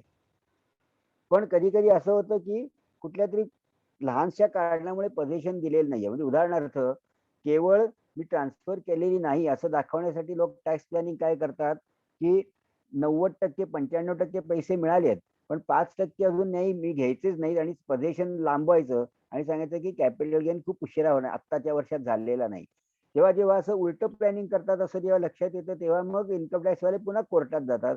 मग कोर्ट असं म्हणतं जेव्हा तुम्हाला सबस्टॅन्शियल भाग मिळालेला आहे, 100 95 रुपये मिळाले आहेत आणि तुम्ही पोझेशन द्यायचं उगाच लांबवत आहे, असं जेव्हा त्यांच्या फॅक्ट्स वरती लक्षात, मग ह्या गोष्टी फॅक्ट्स वरती अवलंबून असतात, वस्तुस्थिती त्या त्या विषयातली. कारण कायद्यामध्ये सगळ्या गोष्टींचा अंतर्भाव करणं कधीही शक्य होत नाही. त्याच्यामुळे अनेक निरनिराळ्या युक्त्या लढवल्या जातात किंवा क्लृप्त्या लढवल्या जातात. त्याच्यावरती मग ते लूपहोल बुजवण्यासाठी कायदा बदलतो किंवा कोर्ट मग मध्ये पडतं. तर सर्वसामान्यपणे असं लक्षात घ्या की आपण जे लहान शाळेत असताना जे शिकलो की विक्रीची किंमत वजा खरेदीची किंमत म्हणजे झालं, हा नफा झाला. हा बिझनेस मध्ये ठीक आहे. तो बिझनेस मध्ये असंच असतं की मी एखादी वस्तू 10 रुपयाला घेतली, 12 रुपयाला विकली, म्हणजे 2 रुपये माझा नफा झाला. पण कॅपिटल गेनच्या बाबतीत मात्र हे पूर्ण सत्य नाही, कारण त्याला वेगळे सगळे पैलू आहेत किंवा वेगळे त्याला त्याचे जे सूत्र आहेत ती वेगवेगळी त्याला लावली जातात. आता कॅपिटल गेन म्हणजे हा जो ऍसेट होतो ह्याचं जे टॅक्सेशन आहे हे एका एका महत्वाच्या प्रकारावर अवलंबून असतं आणि ते म्हणजे कॅपिटल गेनचा जो प्रकार आहे तो आहे शॉर्ट टर्म कॅपिटल ऍसेट आणि लॉंग टर्म कॅपिटल ऍसेट, हे दोन वेगळे प्रकार आहेत. शॉर्ट टर्म कॅपिटल ऍसेट वरती जो होतो तो शॉर्ट टर्म कॅपिटल गेन आहे. लॉंग टर्म कॅपिटल ऍसेट वरती जो होतो तो लॉंग टर्म कॅपिटल गेन आहे. आता ही जी इन्कम टॅक्स मधली जी सूट आहे एक घर घेण्याबद्दलची, म्हणजे एक घर विकून दुसरं घर घेणं वगैरे, ही जी सगळी सूट आहे किंवा ज्या सवलती आहेत या सगळ्या फक्त लॉंग टर्म कॅपिटल गेनला अवलंबून आहे, वरती अवलंबून आहेत. ह्या शॉर्ट टर्म कॅपिटल गेनला मिळत नाहीत. मग आता शॉर्ट टर्म आणि लॉंग टर्म म्हणजे काय? तर लँड अँड बिल्डिंगच्या बाबतीत म्हणजे निरनिराळे प्रकार आहेत, निरनिराळ्या ऍसेटचे निरनिराळ्या गुण निकष लावतात ते. म्हणजे शेअर्सचा वेगळा आहे, डिबेंचरचा वेगळा आहे, गोल्ड ज्वेलरीचा वेगळा आहे, असे जे सगळे प्रकार आहेत. त्याच्यात लँड आणि बिल्डिंग जर असेल तर लँड अँड बिल्डिंग ही जर तुमच्याकडे 2 वर्षाहून जास्त काळ असेल आणि मग तुम्ही जर विकलीत तर त्याला म्हणायचं लॉंग टर्म कॅपिटल गेन किंवा दीर्घकालीन भांडवली नफा. म्हणजे ही जी 2 वर्षाची मुदत होती आधी 3 वर्ष होती. म्हणजे लोकांना 3 वर्ष झाल्याविना घर विकता येत नसे. विकता येत नसे म्हणजे काय, विकलं तर त्याच्या संबंधीच्या ज्या टॅक्सच्या सवलती आहेत त्या मिळत नसत. घर विकण्यावर बंदी नाही. इन्कम टॅक्स तुम्हाला काही करू नका असं त्याची तो बंदी घालत नाही कधीच. तो म्हणतो हे जर केलं तर तुम्हाला टॅक्स एक्झम्पशन मिळणार नाही. म्हणजे लोक कधी-कधी असं म्हणतात, की आता 3 वर्ष विकता येणार नाही. याचा अर्थ इन्कम टॅक्समध्ये असं म्हटलं नाही 3 वर्ष विकू नका. 3 वर्ष नाही विकलत म्हणजे 3 वर्षाच्या आत विकलं तर तुम्हाला कॅपिटल गेनच्या सवलती मिळणार नाही, टॅक्सच्या सवलती मिळणार नाही. ती 3 वर्षाची मर्यादा आता 2 वर्षाची केली. याचा अर्थ हा टॅक्स पेयरच्या दृष्टीने सोयीचा किंवा फायद्याचा झाला. नाहीतर एखादी गोष्ट 3 वर्ष धरून ठेवायला लागणार असेल आणि 36 महिने झाल्याविना विकता येणार नाही अशी परिस्थिती जेव्हा होती, तेव्हा काय व्हायला लागलं, या सगळ्या प्रकारात जे व्यवहार होते, ते व्यवहार त्याच्यामुळे अडकून पडत होते, की 3 वर्ष थांबायचं आहे. म्हणून मग लोक थांबायचे आणि जेव्हा त्यांना असं लक्षात आलं, की अर्थव्यवस्थेला चालना जास्त मिळाली पाहिजे, त्यामुळे जागांचे व्यवहार वगैरे व्हायला पाहिजेत जास्त. तेव्हा मग त्यांनी आत्ता ह्या काही सवलती दिल्या. म्हणजे उदाहरणार्थ स्टॅम्प ड्युटीमध्ये काही सवलती दिल्या आता महाराष्ट्र सरकारने. तर या सगळ्या आहेत. याचं कारण असं, की आत्ताचा जो अर्थव्यवस्थेवर कोविड म्हणा किंवा इतर सगळ्याच कारणांमुळे जो परिणाम झालेला आहे, त्यामुळे काही-काही ह्या तरतुदी त्यांनी बदलल्या, की ते व्यवहार व्हायला पाहिजेत. म्हणून मग बँकांना कर्ज देण्याची सुलभता जास्त त्यांनी चांगली केली. बँकांचे गृहकर्जाचे व्याजदर कमी झाले. हे सगळं जे आहे, हे याला उठाव देण्यासाठी, जागांच्या खरेदी विक्रीला उठाव देण्यासाठी केलेले हे सगळ्या गोष्टी किंवा उपाय असतात. तर 2 वर्ष झाल्यावर पूर्ण झाल्यावर तुम्ही जर विकलं तर त्याला म्हणायचं दीर्घकालीन किंवा लाँग टर्म कॅपिटल गेन. म्हणजे आता एक त्यातला बारकावा असा लक्षात घ्यायचा, की 2 वर्ष झाली हे कधीपासून म्हणायचं? मी आता समजा घर बुक केलं. मी जर आज बुक केलं घर, आज आहे 25 जुलै 2021. मी जर आज 25/2001 ला घर बुक केलं, पण याचं मला पोझेशन मिळालं सप्टेंबरमध्ये, 15 सप्टेंबरला उदाहरणार्थ. तर मी घर विकलं ते 2 वर्ष झाली हे कधी म्हणायचं? तर पोझेशन मला मिळाल्यापासून 2 वर्ष मोजली पाहिजेत. हे त्यातला महत्वाचा मुद्दा आहे. तुम्ही नुसतं बुकिंग केल्यापासून 2 वर्ष नाही मोजायची. कारण जेव्हा तुम्ही बुकिंग करता, तेव्हा तुम्हाला जो ॲसेट असतो त्या ॲसेटला म्हणायचं right to house, right to get the house, right to get the possession from the builder असेल किंवा तुम्ही दुसऱ्या कोणाकडनं घेतलं असेल. त्यामुळे तुम्ही जेव्हा फक्त राइट घेता, तो राइट हा वेगळा ॲसेट आहे. आणि याचं टिपिकल उदाहरण कधी घडतं तुम्हाला सांगतो. हे एस-आर-एचे जे प्रोजेक्ट असतात किंवा म्हाडाचे जे प्रोजेक्ट असतात, त्या म्हाडाच्या प्रोजेक्टमध्ये असं असतं, की तुम्ही घर घेता आणि त्याच्यात ती कंडिशन असते, की तुम्हाला तो जो राइट आहे, तो तुम्ही ते 10 वर्ष त्याचे ते हप्ते किंवा जे असतात ते फेडल्यानंतर तुम्हाला तो तुमचा राइट होतो किंवा टेनन्सी. सगळ्यात चांगलं उदाहरण म्हणजे टेनन्सी, की मी 50 वर्ष एखाद्या जागेचा टेनंट आहे. आणि आता मालकांनी ती टेनन्सी ओनरशिपमध्ये कन्व्हर्ट केली. म्हणजे ती चाळी होत्या, त्या चाळी त्यांनी सांगितलं आता तुम्हाला भाडेकरांना सांगितलं तुम्ही आता ओनरशिप करा. मग त्या ओनरशिपसाठी ते एक असोसिएशन फॉर्म करतात त्यांची, ते भाडेकरूंची. आणि मग ती किंवा सोसायटी करतात आणि त्याला ते विकलं जातं. मग तुम्ही इतकी 50 वर्ष तुम्ही त्या जागेचा उपभोग घेताय, पण तो तुम्ही भाडेकरू म्हणून घेताय, टेनंट म्हणून घेताय. आता तुमची ओनरशिप समजा आज कन्व्हर्ट झाली ओनरशिपमध्ये आणि तुम्ही जर ते वर्षभरात विकलं, तर तुम्ही असं नाही म्हणू शकत, की 51 वर्ष हा ॲसेट माझ्याकडे होता. तुमच्याकडे कारण तुम्ही विकताय काय? ओनरशिप राइट विकताय. हे लक्षात ठेवणं किंवा हे भान असणं खूप महत्वाचं आहे. मी 51 वर्ष नव्हता तो ॲसेट माझ्याकडे. माझ्याकडे 51 वर्ष 50 वर्ष टेनन्सी राइट म्हणून होता. 1 वर्षच माझ्याकडे घर म्हणून, ज्याला आपण ओनरशिप घर म्हणतो, हे माझ्याकडे फक्त 1 वर्षापुरतं आहे. हे समज येणं हे आजच्या या माझ्या कथनाचा मुख्य उद्देश आहे. तर ते आणि टेनन्सी अत्यंत चांगलं उदाहरण आहे. तसंच म्हाडा किंवा एस-आर-एमध्ये ते आपल्याला एक राइट मिळतो. पण त्या स्कीमचाच एक भाग असा असतो, की तुम्हाला तो राइट टू हाऊस मिळतो. पण तुम्हाला जे हाऊस मिळतं जेव्हा तुमच्या सगळ्या तरतुदी पूर्ण होतात, 10 वर्ष तुम्हाला विकता येत नाही वगैरे हे जे सगळ्या अटी असतात, त्या पूर्ण झाल्यावर मग तुमचं ते घर तुमचं झालं असं म्हटलं जातं. तर त्याच्यामुळे हे लक्षात घ्या तुम्ही, की तुम्ही जेव्हा घर विकता आणि तेव्हा तुम्ही ओनर म्हणून ते तुमच्याकडे असलं पाहिजे. हे ठरलं महत्वाचं आहे. असं हे एकदा तेव्हा समज येते आपल्याला, की मी आता आणि त्याचं दुसरं उदाहरण सांगतो, की जेव्हा प्रत्यक्ष व्यवहारात काय होतं, की बुकिंग केलंय पण बिल्डरने बांधकाम लांबवलं. 5-6 वर्ष झाली तरी काहीच बांधकाम होत नाहीये. मला तर आता घराची खूप गरज आहे.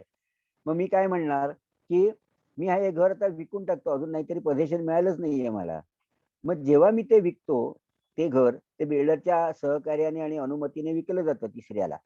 त्यावेळेला तुम्ही जर तुमचं बुकिंग झाल्यापासून 3 वर्ष, मग तिथे मात्र 3 वर्ष, कारण तिथे तुम्हाला 2 वर्षाची सवलत मिळणार नाही, कारण तुमचं अजून घर नाही आहे, तुमचा फक्त राईट आहे, हे लक्षात येते तुमच्या, असं मी धरतो.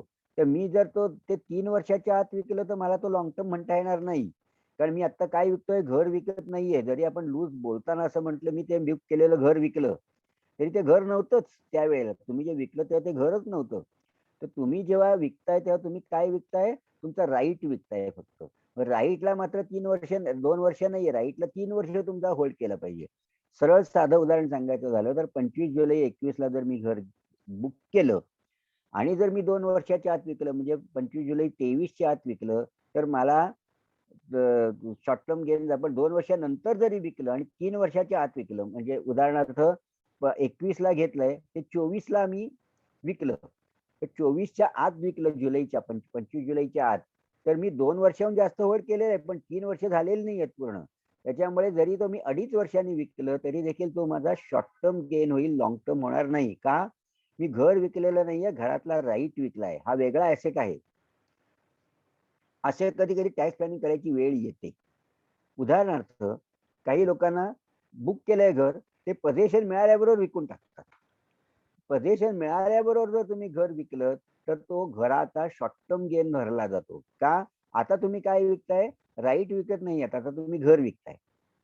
हे मला वाटतं हे तुमच्या समजतंय असं लक्षात येतं. मी आज घर घेतलं, बुकिंग आज केलेलं आहे, मला राईट निर्माण झालेला आहे, पण मला पोझेशन मिळालंय 22 मध्ये जुलैला.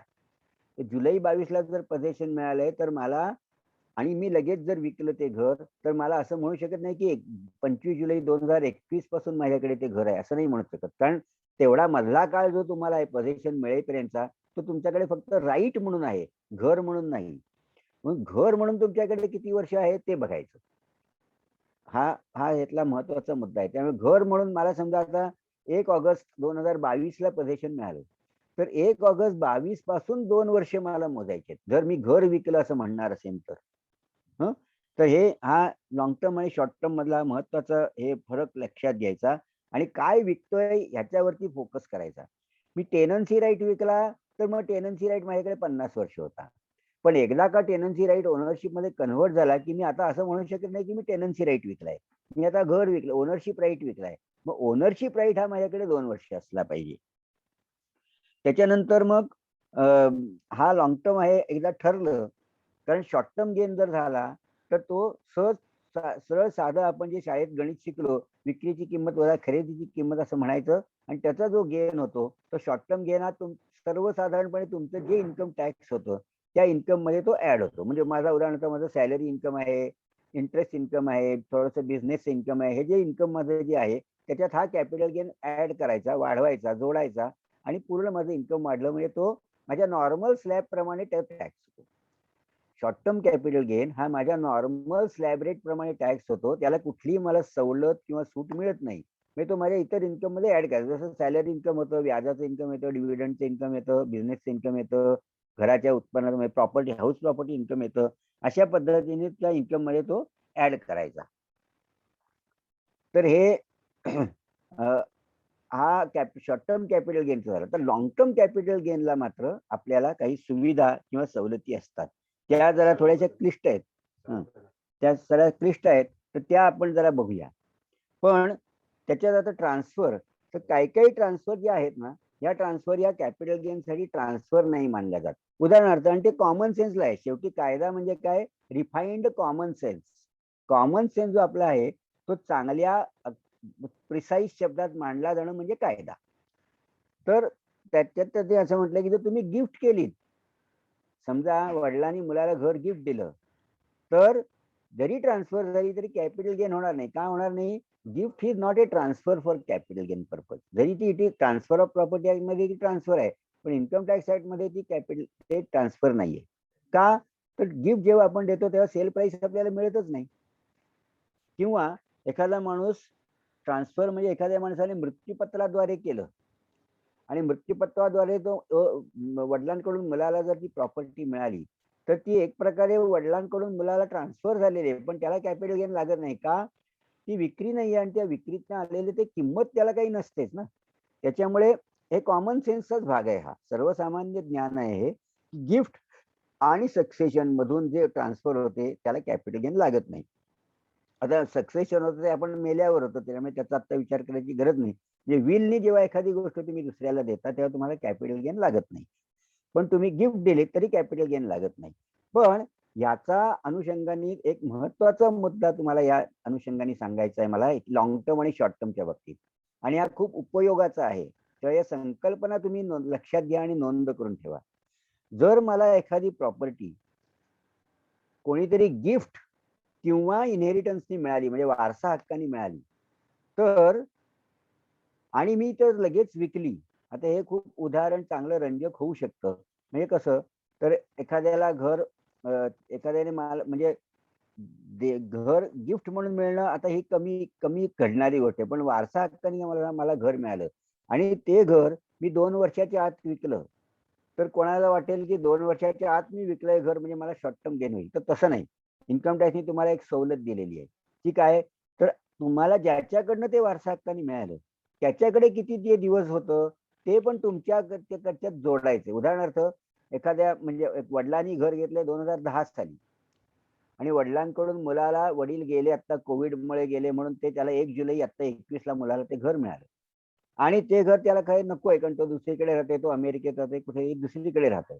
तर त्याला ते विकून टाकायचंय. तर त्याला 2 वर्ष ते घर ठेवायची गरज नाही. कारण त्याच्या वडिलांच्याकडे जे घर किती वर्ष होतं ते पण त्याच्यात ते ऍड करायचं. म्हणजे तर त्याने समजा आता 25 जुलै 2021 ला त्याला ते घर त्याला मिळालं वडिलांच्या मृत्यूनंतर, आणि त्याने ते 4 महिन्यात जरी विकलं तरी देखील त्याने किती वर्ष ते घर होल्ड केलं होतं असं धरलं जाईल इन्कम टॅक्स मध्ये, 2010 पासून विकायच्या तारखेपर्यंत. हा खूप मोठा फायदा इन्कम टॅक्स मध्ये तुम्हाला मिळालेला आहे. म्हणजेच तुमच्याकडे जर गिफ्ट किंवा इनहेरिटन्स म्हणजे वारसा हक्काने जर एखादा ऍसेट आला, तर तो गिफ्ट देणारा माणूस किंवा ज्याच्याकडून ते आपल्याला वारसा हक्काने मिळाले त्यांच्याकडे जे किती दिवस होतं ते पण ऍज इफ तुम्ही तुमच्याकडे तिथपासून ते होतं असं धरलं जाईल. तुमच्या लक्षात आलं असेल या उदाहरणावरनं की वडिलांनी घेतलेलं 2010चं घर मी जर आज मला मिळालं आणि मी जर त्या 8 महिन्यात विकलं तरी देखील माझ्याकडे ते 2010 पासून आज माझ्याकडे आहे असं. आणि याचं महत्व काय आहे, जेव्हा तुम्ही इंडेक्सिंग करता तेव्हा त्याचं महत्व आहे. म्हणजे तुम्हाला वारसा हक्काने किंवा गिफ्ट म्हणून मिळालेलं घर हे 2 वर्ष होल्ड करण्याची गरज नाही. कधी कधी व्यावहारिक याच्यात असं होऊ शकतं की घरं असतात, आई वडील असतात, आई वडील म्हणतात की आता हे मुलाला काहीतरी बिझनेस करायचा आणि त्यांना हवं असतं काहीतरी बिझनेससाठी भांडवल हवंय, आणि त्यांची एखादी सुदैवाने घरं असतील, आर्थिक स्थिती चांगली असेल, तर असं होऊ शकतं की मुलाला स्वतःचा कॅपिटल हवंय म्हणून आई वडील त्याला गिफ्ट देतील. आणि जरी त्याने नंतर ते विकलं आणि बिझनेसमध्ये पैसे घातले किंवा दुसरं काही त्याचा विनियोग केला तरी देखील त्याला अशी बाधा येणार नाही की त्याच्याकडे 2 वर्ष ते घर नाहीये. तर हा एक महत्वाचा मुद्दा तुम्ही लक्षात ठेवला पाहिजे आणि हा आपल्याला फायद्याचा आहे. तर आता ह्या त्याने घर विकलं म्हणजे आपण आता त्या पायऱ्याने जाऊ. पहिला आपल्याला उजळणी करू, कॅपिटल ॲसेट आहे. पण कॅपिटल ॲसेट मधल्या फक्त लँड आणि बिल्डिंग याचा आपण विचार करतोय, जमीन आणि घर. घर म्हणजे काय याच्यावरती पण आपण चर्चा केली. हे विकल्याचे 2 प्रकार आहेत, शॉर्ट टर्म आणि लॉंग टर्म. शॉर्ट टर्म मध्ये म्हणजे 2 वर्ष तुम्ही जर होल्ड करून च्या आत विकलं तर ते झालं शॉर्ट टर्म. 2 वर्षाहून जास्त तुमच्याकडे ठेवून विकलं तर लॉंग टर्म झालं. आता जे काही सवलती आहेत त्या फक्त लॉंग टर्म कॅपिटल गेनला आहेत, शॉर्ट टर्म कॅपिटल गेनला नाहीत. म्हणजे मग काय झालं याचा अर्थ, तर आता दुसरं टॅक्सचा रेट. टॅक्सचा रेट असा असतो की मी आता सांगितलं होतं की शॉर्ट टर्म गेनला टॅक्सचा रेट काय, तुमच्या इतर इन्कम मध्ये ऍड करायचं. मग तुमचा स्लॅब रेट काय असेल, जो 10%, 20%, 30%, जो काही स्लॅब रेट असेल त्याप्रमाणे त्याच्यावरती टॅक्स होईल. लॉंग टर्म कॅपिटल गेनला रेट मात्र फिक्स रेट आहे 20%. कितीही झाला म्हणजे तुम्हाला 5 कोटी जरी कॅपिटल गेन झाला लॉंग टर्म तरी त्याला फक्त 20%, म्हणजे त्याला स्लॅबचा प्रश्न येत नाही. आलं लक्षात. पण त्याचा जो सरचार्ज वगैरे हे जे आहे ते लागणारच त्याला, त्यातनं सुटका नाही आहे. परंतु मूळ टॅक्सचा रेट जो आहे तो इन एनी केस सरचार्ज वगैरे सगळ्यांनाच लागतो, पण मूळ टॅक्सचा रेट हा फक्त 20% असेल, जरी तुम्ही 30% स्लॅब मध्ये असलात तरी. हा लॉंग टर्म गेनचा दुसरा एक फायदा. टॅक्स प्लॅनिंगच्या दृष्टीने हे महत्वाचं असतं की तुम्ही एखादी गोष्ट आज घर विकू का 6 महिन्यांनी विकू असा जर प्रश्न येत असेल आणि त्याच्यामुळे तुमचं जर लॉंग टर्म शॉर्ट टर्मचा लॉंग टर्म मध्ये कन्वर्ट होणार असेल तर तुम्हाला खूप फायदा होऊ शकतो. छोट्या छोट्या गोष्टीत याच्यात टॅक्स प्लॅनिंग होऊ शकतं जर तुम्हाला ते जाणीवपूर्वक केलं तर. आता मी विकलं ते घर, तर विकल्यावर दोन पद्धतीने कॅपिटल गेन ट्रान्सफरचा होतो. एक सेल किंवा एक्सचेंज. म्हणजे उदाहरणार्थ मी घर दिलं आणि दुसरं घर त्याच्या दुसऱ्या माणसाकडनं घेतलं, किंवा मी घर दिलं आणि त्याच्या बदल्यात त्याने मला काहीतरी दागिने वगैरे दिले किंवा शेअर्स दिले. म्हणजे त्याला काइंड मध्ये झाला व्यवहार तो, तरी देखील त्याला कॅपिटल गेन येणार. थोडक्यात म्हणजे मी घर विकलं आणि त्याने मला जे काही शेअर, सोनं नाणं जे काही दिलं त्याची व्हॅल्यू समजा 1.5 कोटी असली, तर साधी गोष्ट आहे की मी 1.5 कोटीला ते घर विकलं असं म्हटलं जाईल. म्हणजे ह्याच्यात काही खूप कठीण समजायला आहे असं नाहीये. पण याला म्हणायचं एक्सचेंज. म्हणजे सेल आणि एक्सचेंज झाला तर कॅपिटल गेन होतो. पण इतर अनेक माध्यमातून कॅपिटल गेन होतो. कुठल्याही माध्यमातून तुम्ही एखाद्या गोष्टीवरचा हक्क सोडलात की ती ट्रान्सफर झाली. मग अनेकदा हे असे विषय कधी येतात सांगतो, की जेव्हा आई वडिलांचा मृत्यू होतो आणि तुम्ही जेव्हा भावंडांमध्ये असतात आणि मग तेव्हा काही काही भावंडांना किंवा बहिणींना सांगतात की तू या घराचा हक्क सोड. तर जेव्हा हक्क सोडला जातो त्यावेळेला एक प्रकारे तिचा जो हक्क आहे तो तिने त्या भावानं दिला. बहिणींकडनं साधारणपणे अशी अपेक्षा केली जाते प्रत्यक्ष व्यवहारात, की बाबा तू आता हक्क सोड. आणि बहिणी पण म्हणतात ठीक आहे माझा भाऊ राहतोय, तो तो भावासाठीच ते घर आहे. ती लग्न होऊन दुसरीकडे गेलेली आहे, ती आनंदात आहे नवऱ्याकडे. तर त्याच्यामुळे मग ती असं हक्क सोडते. हा हक्क सोडणं म्हणजे ट्रान्सफर झाली आहे. परंतु ती जवळच्या सख्ख्या भावाला ट्रान्सफर झालेली असल्यामुळे त्यातनं तिला, आणि ती गिफ्ट असल्यामुळे एक प्रकारची गिफ्ट आहे, तर ही गिफ्ट असल्यामुळे तिला कॅपिटल गेन लागत नाही. म्हणजे हे सोप्पं अंडरस्टँडिंगला झालेलं आहे. तर आता जेव्हा विकलं जातं घर, तेव्हा मी विकलं कितीला विकलं म्हणायचं. आता जेव्हा पैसे अग्रीमेंट करून जेव्हा पैसे ठरतात तेव्हा काही प्रश्नच येत नाही. म्हणजे तो मी हे का सांगितलं एक्सचेंजचं उदाहरण तुम्हाला, की जे तुम्हाला मिळतं त्याची मार्केट व्हॅल्यू काय. आणि हा हा संबंध तुम्हाला कधी येतो ते सांगतो, की उदाहरणार्थ सोसायटीची रिडेव्हलपमेंट होते.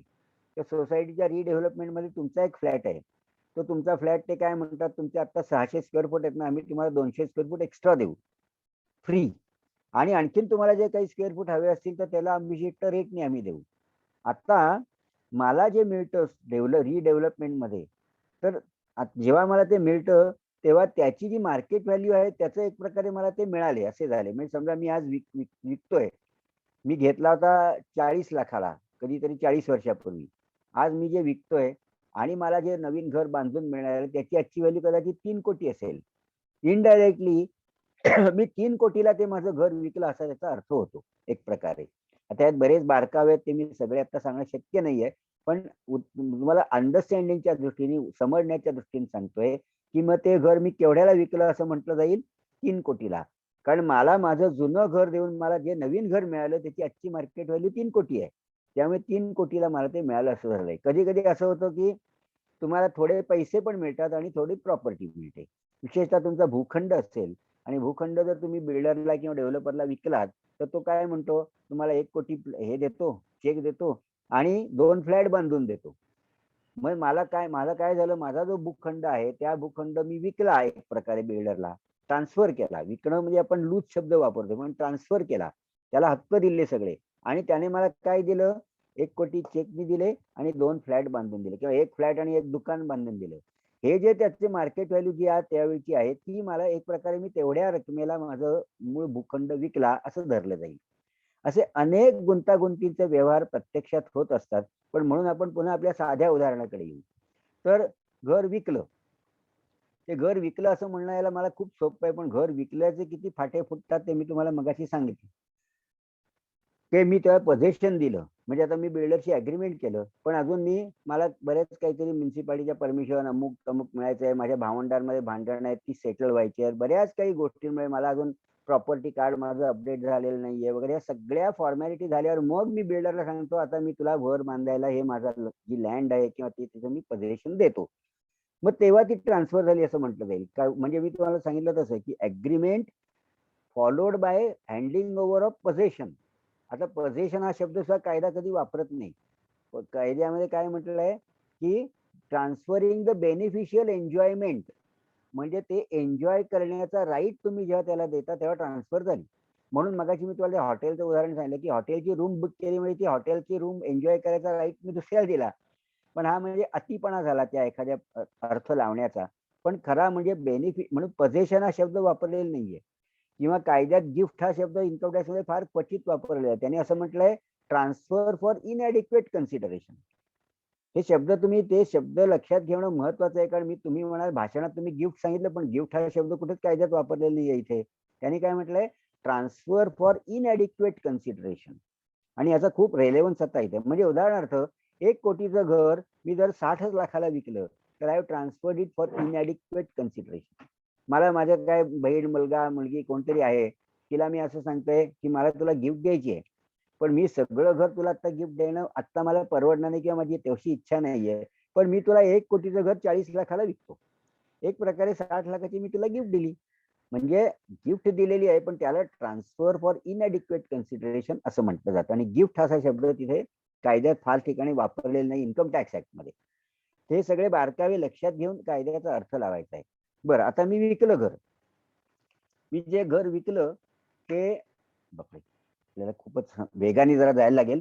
हे घर विकलं तर समजा मी 1 कोटीला विकलं, पण आज त्याची स्टॅम्प ड्युटीची व्हॅल्यू म्हणजे स्टॅम्प ड्युटी किती भरली ते नाही, स्टॅम्प ड्युटी भरण्यासाठी जी किती त्याचं व्हॅल्युएशन स्टॅम्प ड्युटी अथॉरिटी. तुम्हाला हे माहिती आहे की आता कुठलीही म्युच्युअल प्रॉपर्टी ट्रान्सफर करताना तुम्ही कितीला विकलंय त्याचं महत्व नाही, गव्हर्नमेंटच्या रेडी रेकनर प्रमाणे त्याची स्टॅम्प ड्युटी व्हॅल्यू किती आहे ते बघणार.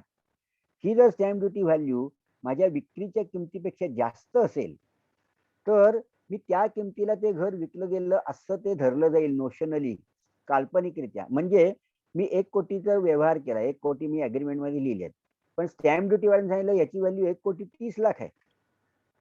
आणि त्यांनी स्टॅम्प ड्युटी जी घेतली आहे ती 1,30,00,000 लाखावर घेतली. आता विकणारा माणूस काय विचार करतो, नाहीतरी स्टॅम्प ड्युटी तो घेणारा माणूस भरणार आहे, खरेदीदार भरणार आहे, त्यामुळे मी कशाला बॉदर करू असं तो विचार करतो. कुठे धोक्यात ते मी तुम्हाला सांगतोय. तर तसं जर झालं म्हणजे तो जर त्यांनी 1,30,00,000 स्टॅम्प ड्युटी आहे आणि तो त्याने 1,30,00,000 स्टॅम्प ड्युटी भरली, तर तेव्हा तुम्ही आनंदात असता की ते काय त्याने भरलं, त्याचा खर्च आहे. इन्कम टॅक्स वाले लगेच तुम्हाला धरणार आणि ते म्हणणार तुम्ही जरी व्यवहार 1 कोटीचा केला असं म्हटलंय तरी आम्ही 1,30,00,000 तुम्ही विकले असं धरून तुम्हाला टॅक्स लावणार. हा महत्वाचा धोका त्यातला लक्षात घेतला पाहिजे. आणि हा आता काय त्यांनी केलंय 10% सवलत दिलेली आहे. म्हणजे असं की तुम्ही 1 कोटीला विकलं, स्टॅम्प ड्युटीची व्हॅल्यू 1,10,00,000 जर जास्त असेल तरच तुम्हाला जी कटकटीची तरतूद आहे ती लागेल. म्हणजे 1,30,00,000 आहे आता, म्हणजे 1,10,00,000 वर जास्त आहे, म्हणून ते तुम्हाला तुमच्या 1 कोटीच्या 30,00,000 ते वाढवणार आणि म्हणणार तुम्ही ते 1,30,00,000 विकलं. पण जर ते 10% आत असेल, म्हणजे उदाहरणार्थ मी 1 कोटीला विकलंय, पण स्टॅम्प ड्युटीचं व्हॅल्युएशन 1,08,00,000 आहे, तर मग ते तुम्हाला ते 8,00,000 ते सूट देतात. म्हणजे ठीक आहे, मग आम्ही 1 कोटीला तुम्ही विकलेत ना, आम्ही 1 कोटीला विकलं असं मान्य करतो. तर ते 10% म्हणजे 10% हे तुम्हाला त्यांनी मार्जिन ऑफ एरर दिलेलं आहे, तेवढीची चूक करायची तुम्हाला परवानगी दिलेली आहे. ह्याचं कारण काय आहे, आज इकॉनॉमिक परिस्थिती अशी आहे की आपल्याला अपेक्षित किंमत मिळत नाहीये. हे लक्षात घेऊन त्यांनी ही 10% सूट दिलेली आहे की तेवढं तुम्हाला आम्ही कन्सेशन देऊ शकतो. मग आता ते घर मी 1,30,00,000 विकलं असं धरलं जाईल. आता आपण तो भाग सरळ सोडून देऊ. आपण आता सरळ पुन्हा साध्या उदाहरणाकडे की मी 1 कोटीला विकलं आणि स्टॅम्प ड्युटी व्हॅल्यू 80,00,000 आहे. मग त्यांना त्यांचं काही म्हणणं नाही. मग ते म्हणतात तुम्ही 1 कोटीला विकलत ना, 1 कोटी ही विक्रीची किंमत झाली. म्हणजे विक्री काय झाली याचा अर्थ लावताना ह्या गोष्टीचं भान ठेवायला पाहिजे. पण आता त्यांनी आणखीन एक त्याच्यात दुसरी एक पाचर मारणं म्हणतात ते केलेलं आहे.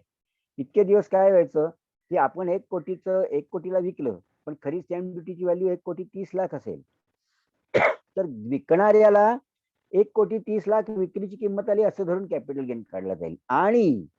आणि घेणाऱ्याला सुद्धा 1,30,00,000 प्रॉपर्टी त्याला 1 कोटीची मिळाली म्हणून 30,00,000 त्याचं पण इन्कम धरलं जाईल. हे खूप गंभीर गोष्ट ही लक्षात घ्या. म्हणजे तुम्ही फ्लॅट विकत घेताना पण याचं भान ठेवलं पाहिजे आणि विकताना पण ठेवलं पाहिजे की विकणाऱ्याला स्टॅम्प ड्युटी आणि प्रत्यक्ष व्यवहाराची रक्कम यातला डिफरन्स हा याच्यावरती टॅक्स पडेल आणि जी विकत घेणाऱ्याला पण तो पडतो. म्हणजे ह्या 30,00,000 दोघांना टॅक्स भरायला लागतो. म्हणजे किती झाला, ह्या 30,00,000 विकणाऱ्याला 20% टॅक्स झाला आणि त्याच 30,00,000 खरेदी करणाऱ्याला त्याचं ते नॉर्मल इन्कम धरलं आहे, कारण ते काही कॅपिटल गेन नाहीये. त्या नॉर्मल इन्कम मध्ये त्याला 30% टॅक्स लागेल. म्हणजेच या 30,00,000 दोघे मिळून 50% टॅक्स भरतील, शिवाय सरचार्ज वगैरे हे वेगळं. हीच गोष्ट बिल्डर कडनं घर घेताना पण लागू होते. बिल्डर कडनं जेव्हा तुम्ही घर घ्याल, इतके दिवस ते नव्हतं, आता त्यांनी नवीन सेक्शन आणला त्याच्यात. बिल्डर कडनं तुम्ही जेव्हा घर घेता तेव्हा तुम्ही घेणारे असता, विकत घेणारे असता. आणि विकत घेताना सुद्धा बिल्डरला सुद्धा ह्याच लॉ लागतो. म्हणजे त्यांनी 1 कोटीचं घर तुम्हाला 1 कोटी किंवा 90 लाखाचं जर अग्रीमेंट केलं तरी देखील त्याने 1 कोटीला विकलं असं धरलं जाईल आणि 1 कोटीची किंमत तुम्हाला 90 लाखातच मिळते प्रॉपर्टी, म्हणून 10 लाख तुमचं पण इन्कम धरलं जाईल. तेव्हा हे जे मी सांगतोय हे विकणाऱ्याने आणि घेणाऱ्याने दोघांनी हे भान ठेवलं पाहिजे आणि असे अनेक प्रत्यक्ष व्यवहारात अडचणी येतात. उदाहरणार्थ, अनेकदा आपले मध्यमवर्गीय सामान्य लोक खूपदा गावठाण भागात वगैरे राहतात. डोंबिवली वगैरेच्या पासून खूप आत अशा त्या ह्याच्यात राहतात आणि अशी काही उदाहरणं घडली आहेत म्हणून तुम्हाला सांगतो. आता रेडी रेकनर जो रेट आहे हा शासनाने असा थोडासा अगदी म्हटलं तरी बिनडोकपणे ठरवलेले असतात की अमुक एका विभागाला हा रेट. अरे पण त्या विभागात किती वेगवेगळ्या प्रकारच्या प्रॉपर्टीज असतील ह्याचा विचारच केलेला नसतो. मग त्याच्यावरती उपाय काय आहे तो मी सांगतो तुम्हाला. पण आता हे मध्ये त्या डोंबिवलीच्या जवळपास अनेक मोठमोठ्या बिल्डर लोकांनी काही काही मोठे प्रोजेक्ट्स आणि कॉलनीज आणि टॉवर्स उभे केल्यामुळे त्यांनी त्या डोंबिवलीतल्या त्या उदाहरणार्थ विशिष्ट परिसराचा रेट वाढवला. पण त्यातले कित्येक भाग असे होते की तिथे जायला वाट नाहीये. तिथे अत्यंत चिंचोळे कंजेस्टेड गोष्टी आहेत, अनप्लॅन्ड डेव्हलपमेंट आहे, तिथे एन्क्रोचमेंट आहे. म्हणजे तुम्हाला म्हणजे अशी उदाहरणं घडली की तुम्हाला थक्क व्हाल की 25 लाखालाच विकलंय पण त्याची खरी त्यांनी स्टॅम्प ड्युटीला व्हॅल्यू 1,20,00,000 आहे. पण तो जो माणूस असतो तो म्हणतो 25 लाख आले तर मला आत्ता जे हातात मिळतात ते मी पदरात पाडून घेतो कारण मला अदरवाईज कधीच विकता येणार नाही. अशी त्या प्रॉपर्टीची अवस्था असते. तर पण मग त्याला उपाय काय आहे तो सांगतो. हे सांगण्याच्या मागची भूमिका ही आहे की तुम्हाला त्याला उपाय काय आहे, तर स्टॅम्प ड्युटी व्हॅल्यू जर भरमसाठ असेल आणि जी तुम्हाला मान्य नसेल तर तुम्हाला ते मान्य नसेल तुम्हाला तर तुम्ही स्टॅम्प ड्युटी मध्ये पण तुम्ही आर्ग्युमेंट करू शकता आणि त्यांना सांगितलं तुम्ही हे ऍड्ज्युडिकेशनला टाका, ही व्हॅल्यू याची खरी बरोबर नाहीये. पण विकणारा माणूस काय विचार करतो मी कशाला हे करायला जाऊ कारण मला स्टॅम्प ड्युटी भरायची नाहीये. पण ते त्याची चुकीची ती समजूत असते कारण त्याला स्टॅम्प ड्युटी जरी भरायची नसली तरी कॅपिटल गेन त्याला भरायला लागणार आहे. म्हणून त्याने उलट खरेदीदाराला अशी विनंती केली पाहिजे, बाबा रे तू पण हे कर, ऍड्ज्युडिकेशनला टाक आणि स्टॅम्प ड्युटी वाल्यांकडनं आपण व्हॅल्यू कमी करून घेऊ. हा एक मार्ग झाला. पण समजा तुम्ही ते केलं नाही, ते तुम्हाला करता आलं नाही, मग काय करायचं आपण? इन्कम टॅक्स वाल्यांचे जेव्हा ते असेसमेंटला येतील म्हणजे इन्कम असेसमेंटला तुमचं इन्कम होईल तेव्हा त्यांना रिक्वेस्ट करायची की जरी स्टॅम्प ड्युटी व्हॅल्यू जास्त असली तरी आमच्या मते एवढी व्हॅल्यू नाही आहे, तेव्हा तुम्ही हे तुमच्या व्हॅल्युएशन ऑफिसरकडे ते द्या. आणि मग तो इन्कम टॅक्सचा माणूस असतो तो ते व्हॅल्युएशन ऑफिसरकडे त्याला ते सोपवायला लागतं, गव्हर्नमेंटचा व्हॅल्युएशन ऑफिसर. आणि मग तो त्याची व्हॅल्यू सांगतो. मग तो काय करतो, तुम्ही 1 कोटीला विकले, स्टॅम्प ड्युटी वाले म्हणतात ना याची व्हॅल्यू 2 कोटी आहे. मग तो काय करतो, काही ना काहीतरी संगनमत किंवा काहीतरी सगळ्या तुम्ही सगळे भल्या बऱ्या उपायांनी तो तुम्हाला सांगतो नाही नाही मी 1,40,00,000 याची व्हॅल्यू तुम्हाला सर्टिफाय करून देतो. मग इन्कम टॅक्स वरती ते बाइंडिंग असतं की ते 2 कोटी असं धरणार नाहीत, 1,40,00,000 तुम्ही विकली असं धरलं जाईल. हे झाले व्यावहारिक भाग झाला त्यातला. महत्वाचं आशय काय की स्टॅम्प ड्युटी व्हॅल्यू पेक्षा तुमची विक्रीची किंमत ही कमी असता कामा नये. जर कमी असेल तर तुम्हाला खूप त्रास होऊ शकतो. आता हे झाले विक्री. आता कॅपिटल गेन कसा काढायचा, तर ह्या विक्रीतून तुम्हाला खरेदीची किंमत वजा करायची. मग खरेदीची किंमत वजा करायची म्हणजे त्याला आता बरेच प्रकार आहेत. म्हणजे हा म्हणजे एक तासात मी धरला तो फार चुकीचा निर्णय झाला असं मला वाटतंय.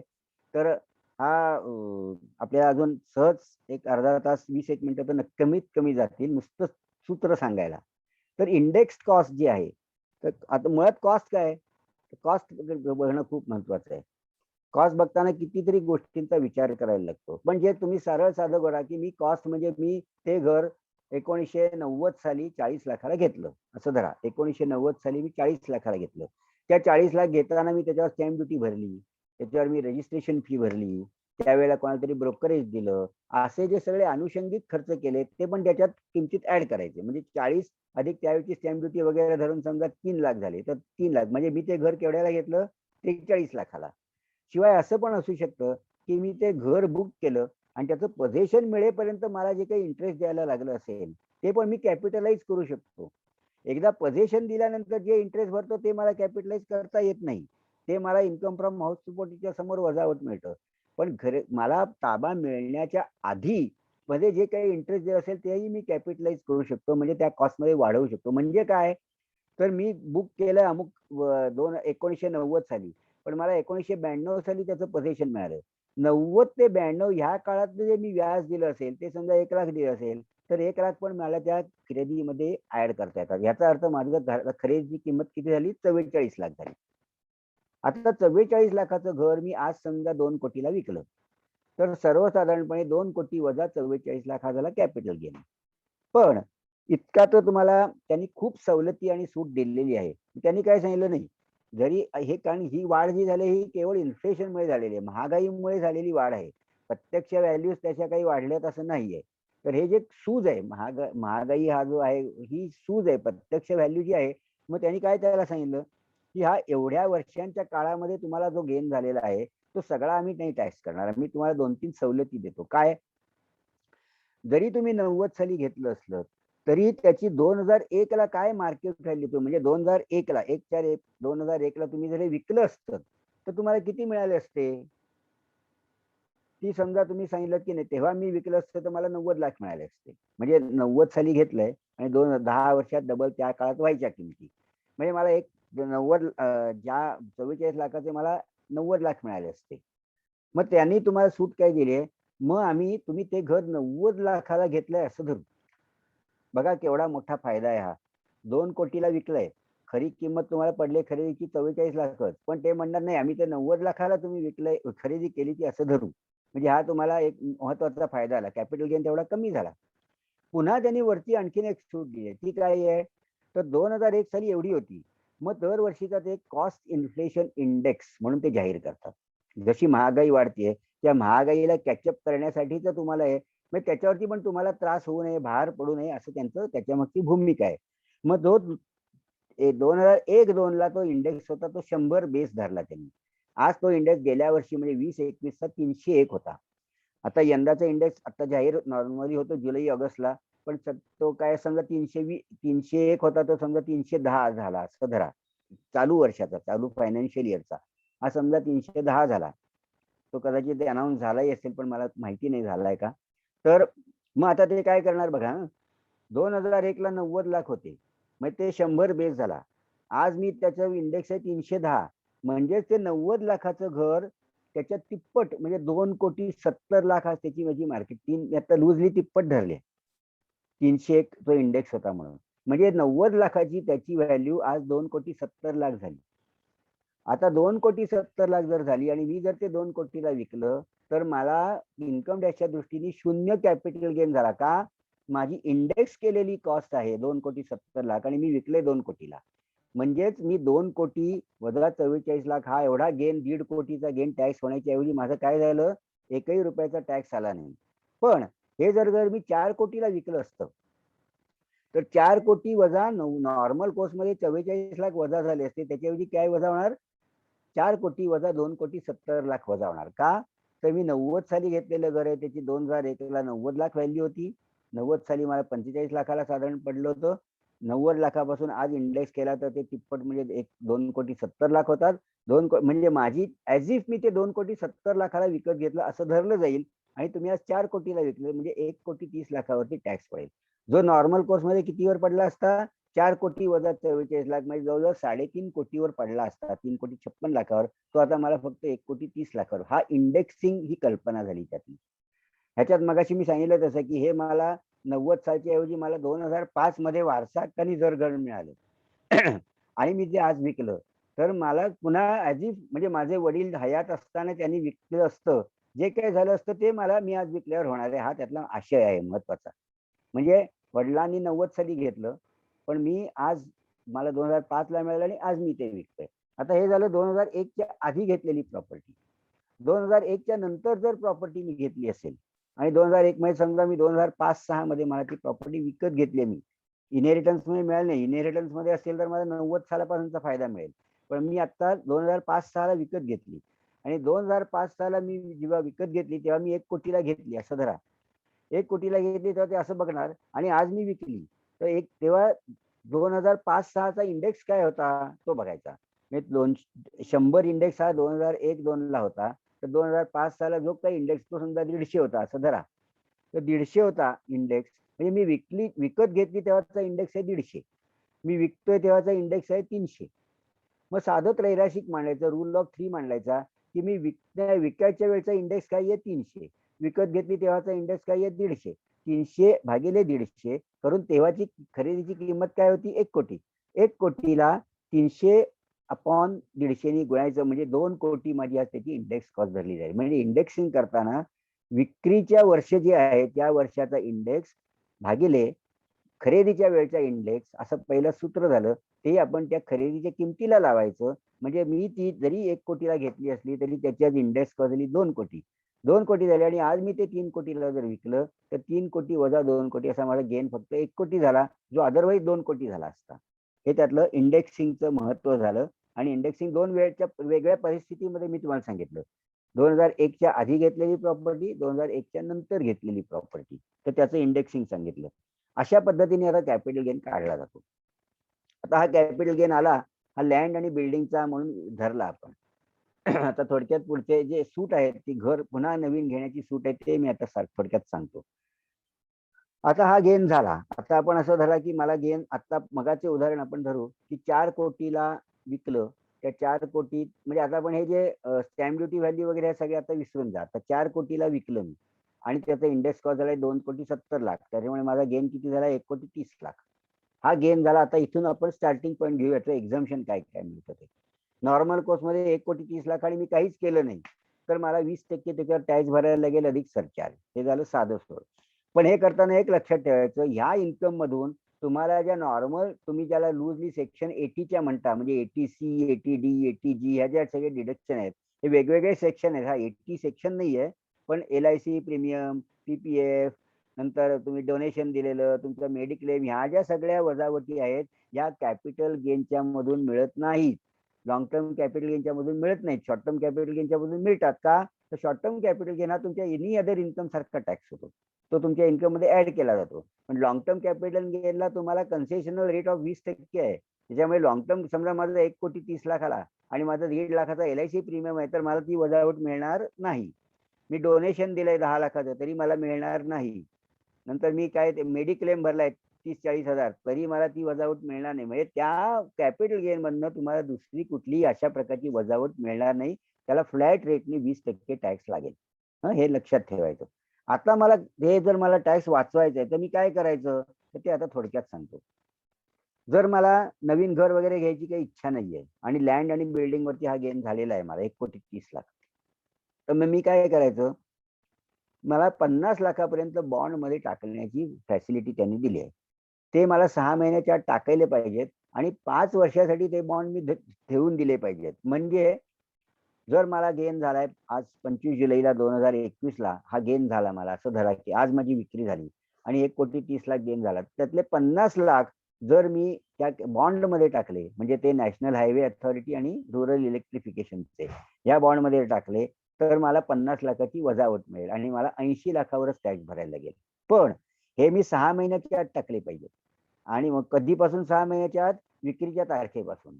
आणि मला ते 5 वर्ष माझ्याकडे ठेवले पाहिजेत आणि त्याच्यावरती जे व्याज मिळेल ते मला त्या वर्षी टॅक्सेबल येणार आहे. हे लक्षात. त्याच्यावर 5-5.5% जेमतेम व्याज मिळतं. आता आणखीन कमी झालं असेल. हा एक मुद्दा झाला. म्हणजे पहिलं एक्झम्पशन काय त्याला म्हणायचं सेक्शन 54EC.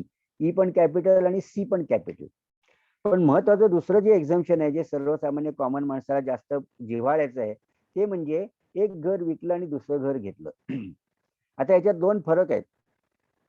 एक घर विकलं आणि दुसरं घर घेतलं हा असेल तर सेक्शन 54 झाला 54. बघा तो 2 फरक लक्षात ठेवा.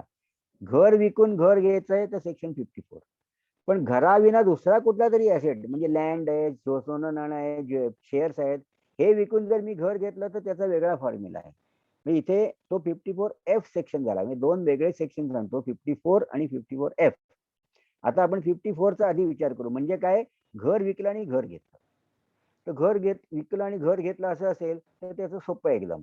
तुम्ही नवीन घराची जी काही किंमत आहे ती तुम्हाला त्या कॅपिटल गेन मध्ये वजा करायची. म्हणजे समजा तुम्ही आता 4 कोटीला विकलंच, 1,30,00,000 गेन झालेला आहे. त्यातनं पण तुम्ही बॉन्ड घेतले नाहीत समजा. आता तुम्ही 1.5 कोटीच्याहून जास्तच जर घर घेतलं 1,30,00,000 तर तुम्हाला सगळा 1,30,00,000 माफ झाला. हे सोपं त्यातलं गणित. म्हणजे तुम्ही असं होऊ शकतं, लोक काय करतात मुंबईतलं घर विकतात आणि कुठेतरी गावाकडचं घर घेतात. ते त्यांना कदाचित स्वस्तात मिळू शकतं आणि मग 1.5-2 कोटी बँकेत ठेवून किंवा गुंतवणूक करून त्यांचा चरितार्थ चालतं. ही सर्वसाधारणपणे पद्धत आहे मध्यमवर्गीयाची. तर ती असं जर झालं तर तुम्हाला 1,30,00,000च्या किमतीचं घर घेतलं पाहिजे. समजा तुम्ही 1,00,00,000च तुम्हाला नवीन घर मिळालं, तर फक्त 30,00,000वर तुम्हाला टॅक्स भरायला लागेल किंवा ते 30,00,000 बॉन्डमध्ये टाकायचे. हे झालं टॅक्स प्लॅनिंग, की 30,00,000 बॉन्डमध्ये टाकले, 1,00,00,000चं घर घेतलं, विषय संपला. पण ते जे घर घ्याल तुम्ही, ते घर तुम्हाला 3 वर्षाच्या आत विकता येणार नाही. विकलं तर चालेल, विकायला इन्कम टॅक्सची आडकाठी नाही. पण जर तुम्ही 3 वर्षाच्या आत विकलं घेतल्यापासून, तर तुम्ही ते घर घेतल्यामुळे जो तुम्हाला कॅपिटल गेन मध्ये जी माफी मिळाली होती, जी सूट मिळाली होती, ती तुमची काढून घेतली जाईल. म्हणजे काय, तुम्हाला माफी किती मिळाली होती? 1,00,00,000चं तुम्ही 1,30,00,000 तुम्हाला टक्केवारीमध्ये काढून टाकले ते त्यांनी. तुम्ही जर घेतलं घर, ते तुम्ही 1,50,00,000ला घेतलं असेल आणि ते जर 3 वर्षाच्या आत विकलं, तर तुम्ही ते घर 1,30,00,000 हा तुमचा गेन झाला होता, तो एक्झाम दिलाय. म्हणजे तुम्ही जरी 1,50,00,000ला घर घेतलं असलं तरी ते 20,00,000लाच घर घेतलं असं धरलं जाईल आणि त्याच्याप्रमाणे पुढचा कॅपिटल गेन काढला जाईल. लक्षात आलं तुमच्या? तर तो हा महत्वाचा मुद्दा आहे, की ते घर घेतल्यावर 3 वर्षे विकता येणार नाही असं जे म्हटलं जातं ते हे. तिथे त्या 3 वर्षाला त्यांनी बदल केले नाही, तिथे 2 वर्ष केलेलं नाहीये. ते 3 वर्षाच्या आत ते तसंच 3 वर्ष ठेवलेत. खरं तिथे त्यांनी 3चं 2 वर्ष तिथे पण करायला पाहिजे, पण ते केलं गेलेलं नाहीये माझ्या माहितीप्रमाणे. तात्पर्य असं की तो कॅपिटल गेन तुम्ही घर घेतल्यामुळे जो तुम्हाला मिळाला आहे, तो तुम्हाला तो विथड्रॉ केला जाईल किंवा तो काढून घेतला जाईल. आता याच्या दुसरं झालं, 5 मिनिटात दुसरा सेक्शन आपण पूर्ण करू. म्हणजे 1,00,00,000 हां, त्याच्यात असं आहे, की हे घर तुम्ही कधीपर्यंत घेतलं पाहिजे? विक्रीच्या तारखेपासून 2 वर्षाच्या आत घेतलं पाहिजे. विकत घेणार असलात तर, परचेस. पण जर तुम्ही बांधणार असलात, तर विक्रीच्या तारखेपासून 3 वर्षाच्या आत बांधलं गेलं पाहिजे. आता याच्यात आणखीन एक मुभा असते, म्हणजे तुमच्या लक्षात आलं, की विकल्यापासून 3 वर्षाच्या आत घर बांधून झालं पाहिजे आणि किंवा खरेदी करणार असला तरी तुम्हाला 3 वर्षाचा अवधी मिळतो. पण तो कसा मिळतो तो लक्षात घ्या. 25 जुलैला मी आज घर विकलं आणि मी नवीन घर घेणार आहे किंवा घेतल्याचं मला सूट मिळवायची आहे, तर 3 वर्षाचा पिरियड मला कसा मिळतो तो बघा. विकत घेण्याचा आहे, मी खरेदीचं म्हणतोय, मी बांधकामाचं म्हणत नाहीये. तर 25 जुलैला मी विकलं, तर मला 3 वर्ष कुठून मिळणार? 25 जुलै 21च्या आधी 1 वर्ष. आधी 1 वर्ष म्हणजे 26 जुलै 2020 पासून ते आजपासून पुढची 2 वर्ष म्हणजे 24 जुलै 2023 पर्यंत. 26 जुलै 2020 पासून ते 25 जुलै 2023 या 3 वर्षाच्या काळात मी, म्हणजेच उदाहरणार्थ त्याचा सरळ अर्थ असा झाला, की तुम्ही विकायच्या आधी सुद्धा ते नवीन घर घेतलेलं असलं तरी देखील त्याच्यात तुम्हाला ते एलिजिबल होतं. उदाहरणार्थ आपल्याला काय घर विकायला वेळ लागलाय, पण आपल्याला नवीन घर आलेली आहे संधी, आपण ते घेतलं आज. आज मी जर ते घर घेतलं आणि 6 महिन्याच्या आत माझं एक्झिस्टिंग घर जरी विकलं, तरी मला हे जे घर घेतल्याचा जो फायदा आहे तो मला त्याचा मिळेल का? 1 वर्षाच्या आत ते असलं पाहिजे आधी, नंतर 2 वर्षाच्या आत असलं पाहिजे. असं जर असेल म्हणजे त्याचा उलटा अर्थ असा आहे, की जर मला विक्रीचं एक्झम्पशन घ्यायचं असेल, तर मला घर घेतल्यानंतर 1 वर्षाच्या आत माझं जुनं घर विकायला पाहिजे. का? तर जुनं घर विक्रीच्या तारखेपासून ह्याची खरेदी 1 वर्षाच्या आत पडली पाहिजे. आलं लक्षात तुमच्या? म्हणजे मी जर आज ते एखादं घर घेतलं आणि माझं जुनं घर मला विकायचं आहे, तर मला ते 1 वर्षाच्या आत जर मी विकलं म्हणजे जून 2022 पर्यंत विकलं, तर तेव्हा मी असं म्हणू शकेन, की तेव्हा मी ते विकलंय 2022ला घर, पण मी त्याच्यापासून 1 वर्षाच्या आत नवीन घर घेतलेलं आहे. असा तो 3 वर्षाचा काळ आहे. टॅक्स प्लॅनिंग करताना हे लक्षात ठेवायला लागतं. आणि बांधकाम म्हणजे तुम्ही जेव्हा बिल्डरकडे बुक करता, तेव्हा तुम्ही बांधकाम केलंय असं धरलं जातं. म्हणजे तुम्हाला 3 वर्ष तो मिळतो. म्हणजे ॲज इफ बिल्डर तुमच्या वतीने बांधकाम करतोय असं धरलं जातं. जरी आपण लूजली म्हणतो मी बांधकाम नाही केलं, मी बिल्डरकडून खरेदी केलंय असं जरी म्हणत असलात तुम्ही, तरी ते बांधकाम केलंय असं धरलं जाऊन तुम्हाला त्याची 3 वर्षाचा अवधी मिळतो. हे तुम्हाला दिलेली त्यांनी आणखीन एक सूट आहे.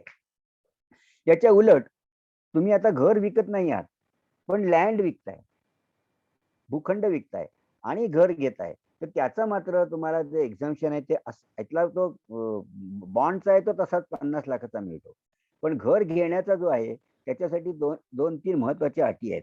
एक म्हणजे तुम्हाला तो ॲसेट विकताना तुमच्या नावानी एकाहून जास्त घर असता कामा नये. म्हणजे माझं एक घर आहे आणि माझी मी लँड बी विकली आणि मला त्या लँडमधनं आलेले पैसे मी नवीन घर घेतलं तर चालेल. पण माझी ऑलरेडी 2 घरं आहेत. तर तिसरं घर घेण्यासाठी मला ते एक्झम्पशन मिळणार नाही. याच्यामागची भूमिका अशी आहे, की प्रत्येक माणसाचं साधारणपणे एक तरी घर स्वतःचं म्हणून असावं. त्याच्यासाठी जर त्याने लँड, त्याची ज्वेलरी, शेअर वगैरे विकले तर त्याला टॅक्स लावू नये. त्याने घर जे घेतलंय त्याच्यातनं त्याला त्याची टॅक्समध्ये कन्सेशन ही त्याच्या मागची भूमिका आहे. पण एखादा माणूस जास्त घरं घेत सुटला तर त्याला ते मिळणार नाही, कारण त्याच्याकडे 2 घरं ऑलरेडी आहेत. तर मग आता तिसरं घर त्याला कशाला एक्झम्पशन पाहिजे, अशी त्याच्या मागची भूमिका आहे.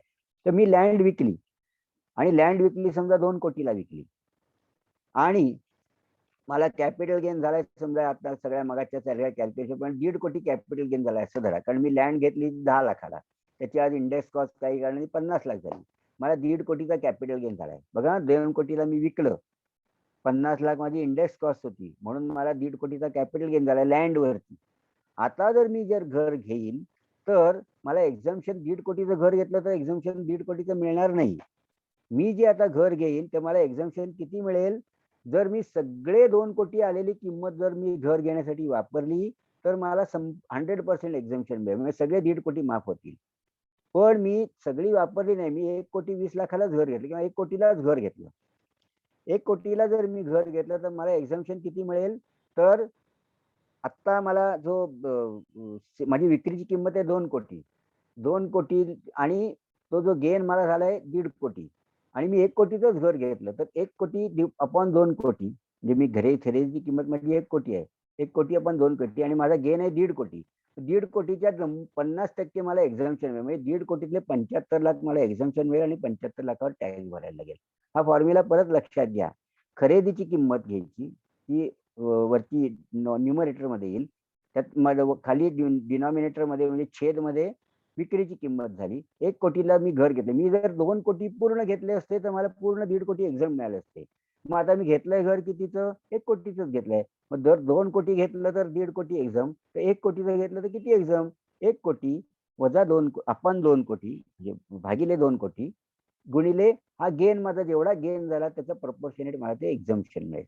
हा हे त्यातलं सूत्र आहे आणि तसं तुम्हाला तसं एक्झम्पशन घ्यायला लागेल. आता यातला फक्त एक शेवटचा मुद्दा सांगतो, कारण आपण वेळ जास्त झालेला आहे, कारण हा विषय 4 तास झाले तरी पूर्ण होणार नाही. पण हे मी अगदी मूलभूत जे आहे, अगदी प्राथमिक स्वरूपातलं तेवढं सांगितलं, पण त्यातलं एक महत्वाचं आता शेवटचं सांगतो आणि मग आता आपण माझं कथन पूर्ण करतो. तर हा महत्वाचा मुद्दा असा आहे की तुम्हाला 2 वर्षात घ्यायचं आहे वगैरे सगळं बरोबर आहे, पण तुम्हाला 2 वर्षात घेता आलं नाही, म्हणजे 2 वर्षात घ्यायचं हे समजा मी आज विकलं आणि मला 2 वर्षाचा अवधी दिलाय, परंतु माझं रिटर्न भरायची वेळ पुढच्या वर्षीची येणार आहे. आज मी विकलंय तर माझी रिटर्न भरायची पुढच्या वर्षीची डेट काय आहे, 31 जुलै 2022, कारण तेव्हा करोना नसेल असं आपण धरू. आता त्याने डेट वाढवली आहे, पण इन्कम टॅक्स भरायची रिटर्न भरण्याची माझी ड्यू डेट आहे काय, जुलै 22. जुलै 22ला मी असं बघायचं की मला गेन झाला होता, त्या गेनचं मी जर घर घेतलं असलं तर मी रिटर्न मध्ये असं म्हणेन की हो मी घर घेतलं आणि एक्झम्पशन झालं आणि प्रश्न मिटला. पण मी तोपर्यंतही घर घेऊ शकलो नाही, तर मग काय करायला लागेल, तर मी घर घेण्याची माझी कमिटमेंट आहे ती मला इन्कम टॅक्सला प्रूव्ह करायला लागेल. ती कमिटमेंट कशी प्रूव्ह करायची, तर कॅपिटल गेन अकाउंट स्कीम नावाचा एक वेगळा अकाउंट असतो, तो कुठल्याही नॅशनलाइज बँकेत असतो. त्या खात्यात ते पैसे मी टाकायचे. म्हणजेच काय, तर मला आता मगाच्या उदाहरणामध्ये आपण बघितलं की 4 कोटीला विकलंय, मला 2 कोटी 70 लाख म्हणजे 1 कोटी 30 लाखाचं घर घ्यायचंय. मला 1 कोटी 30 लाखाचं घर माझं जुलै 22 पर्यंत घेऊन नाही झालं उदाहरणार्थ, तर मी काय करणार, ते 1 कोटी 30 लाख मी त्यावेळेला त्या अकाउंटमध्ये टाकणार आणि त्याच्या पण इनडायरेक्टली डिक्लेरेशन मी गव्हर्नमेंटला काय देणार की मी 2 वर्षाच्या आत घर घेणार आहे किंवा 3 वर्षाच्या आत घर बांधणार आहे, असं झालं. आता हे जर झालं आणि मग तुम्ही खरोखर 2 वर्षात, तर तुम्हाला बँक ते बिल्डरच्या किंवा अग्रीमेंटच्या अनुषंगाने ते तुमचे पैसे त्या वेळेला रिलीज करते. म्हणजे समजा तुम्ही अग्रीमेंट नंतर केलं खरेदीचं, तर ते अग्रीमेंट दाखवायचं बँकेला आणि सांगायचं आता मी ते पैसे माझे जे तुमच्या खात्यात आहेत ते त्या माणसाला द्या. याचा अर्थ असा की तुमची ती एक प्रकार तुमची जी कमिटमेंट आहे घर घेण्याची ती पूर्ण झाली. पण तुम्ही 3 वर्षात घरच घेऊ शकला नाही, तर तिसऱ्या वर्षात तुमचा जो काही त्या खात्यातला बॅलन्स असेल, तो जो तुम्हाला एक्झम्पशन मिळालाय, तो त्या तिसऱ्या वर्षात टॅक्स होईल. म्हणजे मी समजा आज विकलं घर, जुलै 22ला मी ते अकाउंट मध्ये टाकले पैसे 2022ला, बरोबर, कारण तेव्हा मी तो पण घर घेतलेलं नाही आणि मी 24 पर्यंत म्हणजे आजपासून 3 वर्षाच्यात घरच घेतलं नाही, तर तेव्हा ते 3 वर्ष त्याची पूर्ण होतील, त्यावेळेला ती जी रक्कम त्या खात्यातली असेल ती माझी त्या वर्षात टॅक्स होईल 24 मध्ये. हे लॉजिक आहे त्यातलं. म्हणजे इनडायरेक्टली एखाद्याला जर टॅक्स प्लॅनिंग करायचं असेल, टॅक्स प्लॅनिंगचा हा मार्ग नव्हे करायचंच असेल, तर त्याला 3 वर्षांनी तुमचं टॅक्स पेमेंट पोस्टपोन करता येतं आणि ते त्या 24 साली ते टॅक्स फेल. समजा एखादा माणूस आहे आणि त्याला म्हणे त्यावेळेला माझं इन्कम एवढं काही इतर नसणार आहे किंवा त्यावेळेला माझे दुसरे काही व्यवहार आहेत की ज्याच्यातनं मला ते एक्झाम्पशन घेता येईल असं जर असेल, तर त्याला ह्याच्या समोर ते एक्झाम. पण हे टॅक्स प्लॅनिंगचा हा मार्ग नव्हे किंवा हे टॅक्स प्लॅनिंगचा ॲव्हेन्यू नव्हे. पण लक्षात घ्या की तुम्ही 3 वर्षांनी ते टॅक्स पेमेंट पुढे ढकलू शकता. तर हे थोडक्यात म्हणजे घर घेऊन घर विकून घर घेतलं तर घराची ज्या गेनची किंमत आहे तेवढ्याच नवीन घर घ्यायला पाहिजे. जमीन किंवा इतर ऍसेट विकून जर घर घेतलं तर तुम्हाला प्रमाणात प्रपोर्शनेट एक्झम्पशन मिळेल. पण तुम्ही घर घेऊ शकला नाही रिटर्न फाईल करायच्या तारखेच्या आत, तर तुम्हाला तुमची कमिटमेंट एस्टॅब्लिश करायला लागेल. ती कशी? तर त्या विशिष्ट खात्यात पैसे टाकून, म्हणजे इनडायरेक्टली गव्हर्नमेंट मान्य करतं हो तुम्हाला घर घ्यायचं आहे, आणि मग त्याप्रमाणे तुम्हाला ते घर घ्यायला लागेल. म्हणजे 2 वर्षाच्या आत किंवा 3 वर्षाच्या आत बांधकाम असं करायला लागेल. हे त्याच्या मागचं सगळ्याचं सारभूत आहे. आणि हे अगदी मी तुम्हाला ढोबळ मानाने सांगितलंय. माझं फक्त तुम्हाला एक आवाहन आणि विनंती अशी आहे की चार्टर्ड अकाउंटंटला फिया मिळाव्यात यासाठी मी हे करत नाही, कारण त्यांच्याकडे खूप इतर कामं आहेत. परंतु तुम्ही तुमच्या हिताचं असं आहे की तुम्ही योग्य वेळेला योग्य सल्ला घेऊनच हे व्यवहार करा. ऐऱ्या गैऱ्याच्या नादी लागून तुमच्या ऑफिसमधला सहकारी आहे, तुमचा बँक मॅनेजर तुम्हाला सांगतो काय काय. कित्येक मी अशी उदाहरणं बघितली की बँक मॅनेजरने त्यांना साध्या एफडी मध्ये पैसे टाकायला सांगितले. अशी उदाहरणं माझ्याकडे कितीतरी आले. आणि 1-1 कोटी रुपये त्यांनी जे आले ते बँक मॅनेजरला डिपॉझिट वाढवायची हे असते, टार्गेट असतं. तर तो धरतो आणि म्हणतो आमच्याकडे एफडी ठेवा. पण त्याला तो विकणाऱ्याला बिचारायला हे माहित नसतं की हे एफडी त्या कॅपिटल गेन अकाउंट स्कीम साठी तर एलिजिबल नाहीये. तर हे तुम्ही असं कुठल्याला बळी पडू नका. जाणकार सल्लागाराकडे जा. आज तुम्हाला एवढं जरी पटलं की आपण एवढे मोठे व्यवहार करताना जाणकार सल्लागाराकडे योग्य वेळी जा. काय त्याची 5-10 हजार फी असेल, पण तुम्हाला खूप मनस्ताप नंतर जो भोगायला लागेल, नुसता मनस्ताप नाही, तुम्हाला खूपच त्याच्यामध्ये ते जड जाईल. टॅक्स भरणं वगैरे, पेनल्टी वगैरे लागू शकते. तर यासाठी तुम्ही फक्त योग्य वेळी सल्ला घ्या. तो सल्ला घेणं किती गरजेचं आहे आणि गंभीर आहे हे सांगण्याचा माझा हा मुख्य आशय होता. आणि तुम्हाला कुठे कुठे सल्ला घेण्याची गरज आहे हे त्यामुळे लक्षात आलंय. तर मला असं वाटतं की हा माझा आजच्या कथनाचा हेतू आहे. मला महाराष्ट्र सेवा संघाच्या अर्थ विभागाने ही संधी दिली परत. आणि जर तुम्हाला वाटलं की अशा प्रकारचं सविस्तर चर्चा व्हायला पाहिजे, तर आमच्या अर्थ विभागाला आमचे जे विजय वझे किंवा प्रकाश सडेकर तुमचे कार्यकर्ते त्यांना तुम्ही कळवा. तर आपण तेव्हा मात्र ते शुल्क घेऊन आपण एखादं अशा प्रकारचं वर्कशॉप किंवा कार्यशाळा घेऊ शकतो. पण त्या तुम्हाला जशी गरज वाटेल त्याप्रमाणे तुम्ही करा. महाराष्ट्र सेवा संघाशी सतत जोडलेले राहा, कारण आपल्याला अशा प्रकारे अर्थप्रबोधन करणारी ही अत्यंत प्रभावी अशी संस्था आणि उपक्रम आहे. तर तुम्ही सतत जोडलेले राहा आणि मोठे व्यवहार करताना दक्षता घ्या, असं आपल्याला मी या निमित्ताने आवाहन करतो. सेवा संघाचे आभार मानतो आणि आजचं कथन संपवतो. धन्यवाद आणि जय हिंद. काही प्रश्न असतील तर विचारा. नमस्कार वझे सर. ते घेऊच आपण प्रश्न, पण तुमचं जरा जरी लांबलं कथन तरी आपला जो पार्टिसिपंटचा प्रेझेंट आहे तो काही कमी झाला नाही, त्यामुळे सगळ्यांना आवडलेला आहे. आता आपण गोखले सर प्रश्न आणि घेणार आहेत, पण त्यांना असं करणं आपला वेळ खूप पुढे गेलेला आहे. त्यामुळे ते जे आपल्याला जे रिप्रेझेंटेटिव्ह प्रश्न घेतील गोखले सर तेवढ्या वेळात ते तयार करतील. तोपर्यंत माझी सगळ्या अर्थमित्रांचा एक विनंती आहे की आम्हाला एनकरेज करण्यासाठी आमचा फेसबुक पेज आहे अर्थ विभागाचं, त्याच्यावर जरूर तुम्ही जा, तिकडे तुम्ही जॉईन व्हा, लाईक करा, शेअर करा. तसंच यूट्यूबवर चॅनलवर आमचा चॅनल आहे अर्थ विभागाचा, तिथे आपले जेवढे प्रोग्राम होतात ते आपण त्याच्यावर करतोच, आपण लोड करतोच. तर तिथेही तुम्ही सबस्क्राईब करा आणि लाईक करा, ज्यायोगे आम्हाला ते एनकरेजमेंट मिळेल. तर आता आपण ते आपले संजीव सर हे करतील तोपर्यंत मी वैभवला रिक्वेस्ट करतो की त्यांनी आपला पोल आहे तो तेव्हा जास्त वेळ घेणार नाही, तर पोल त्यांनी करावा. वैभव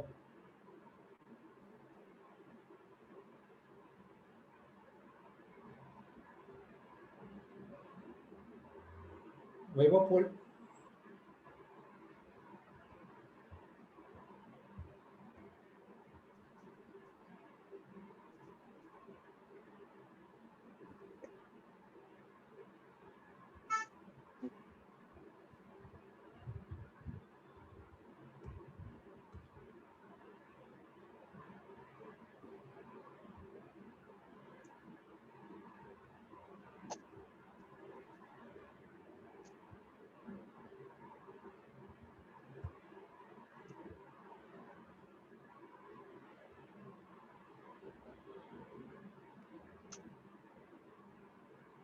चांगलं आहे ना? काय विषय अं,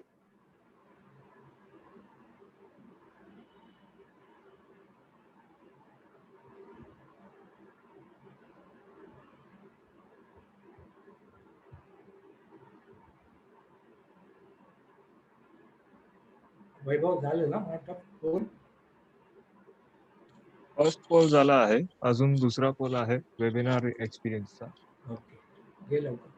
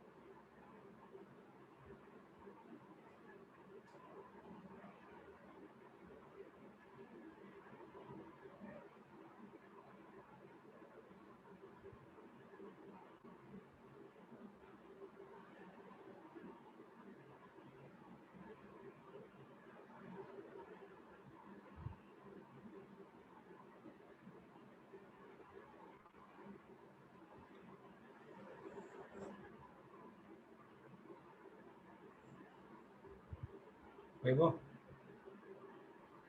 तर दोन्ही पोल झाले. हा गोखले सरांना अनम्यूट कर.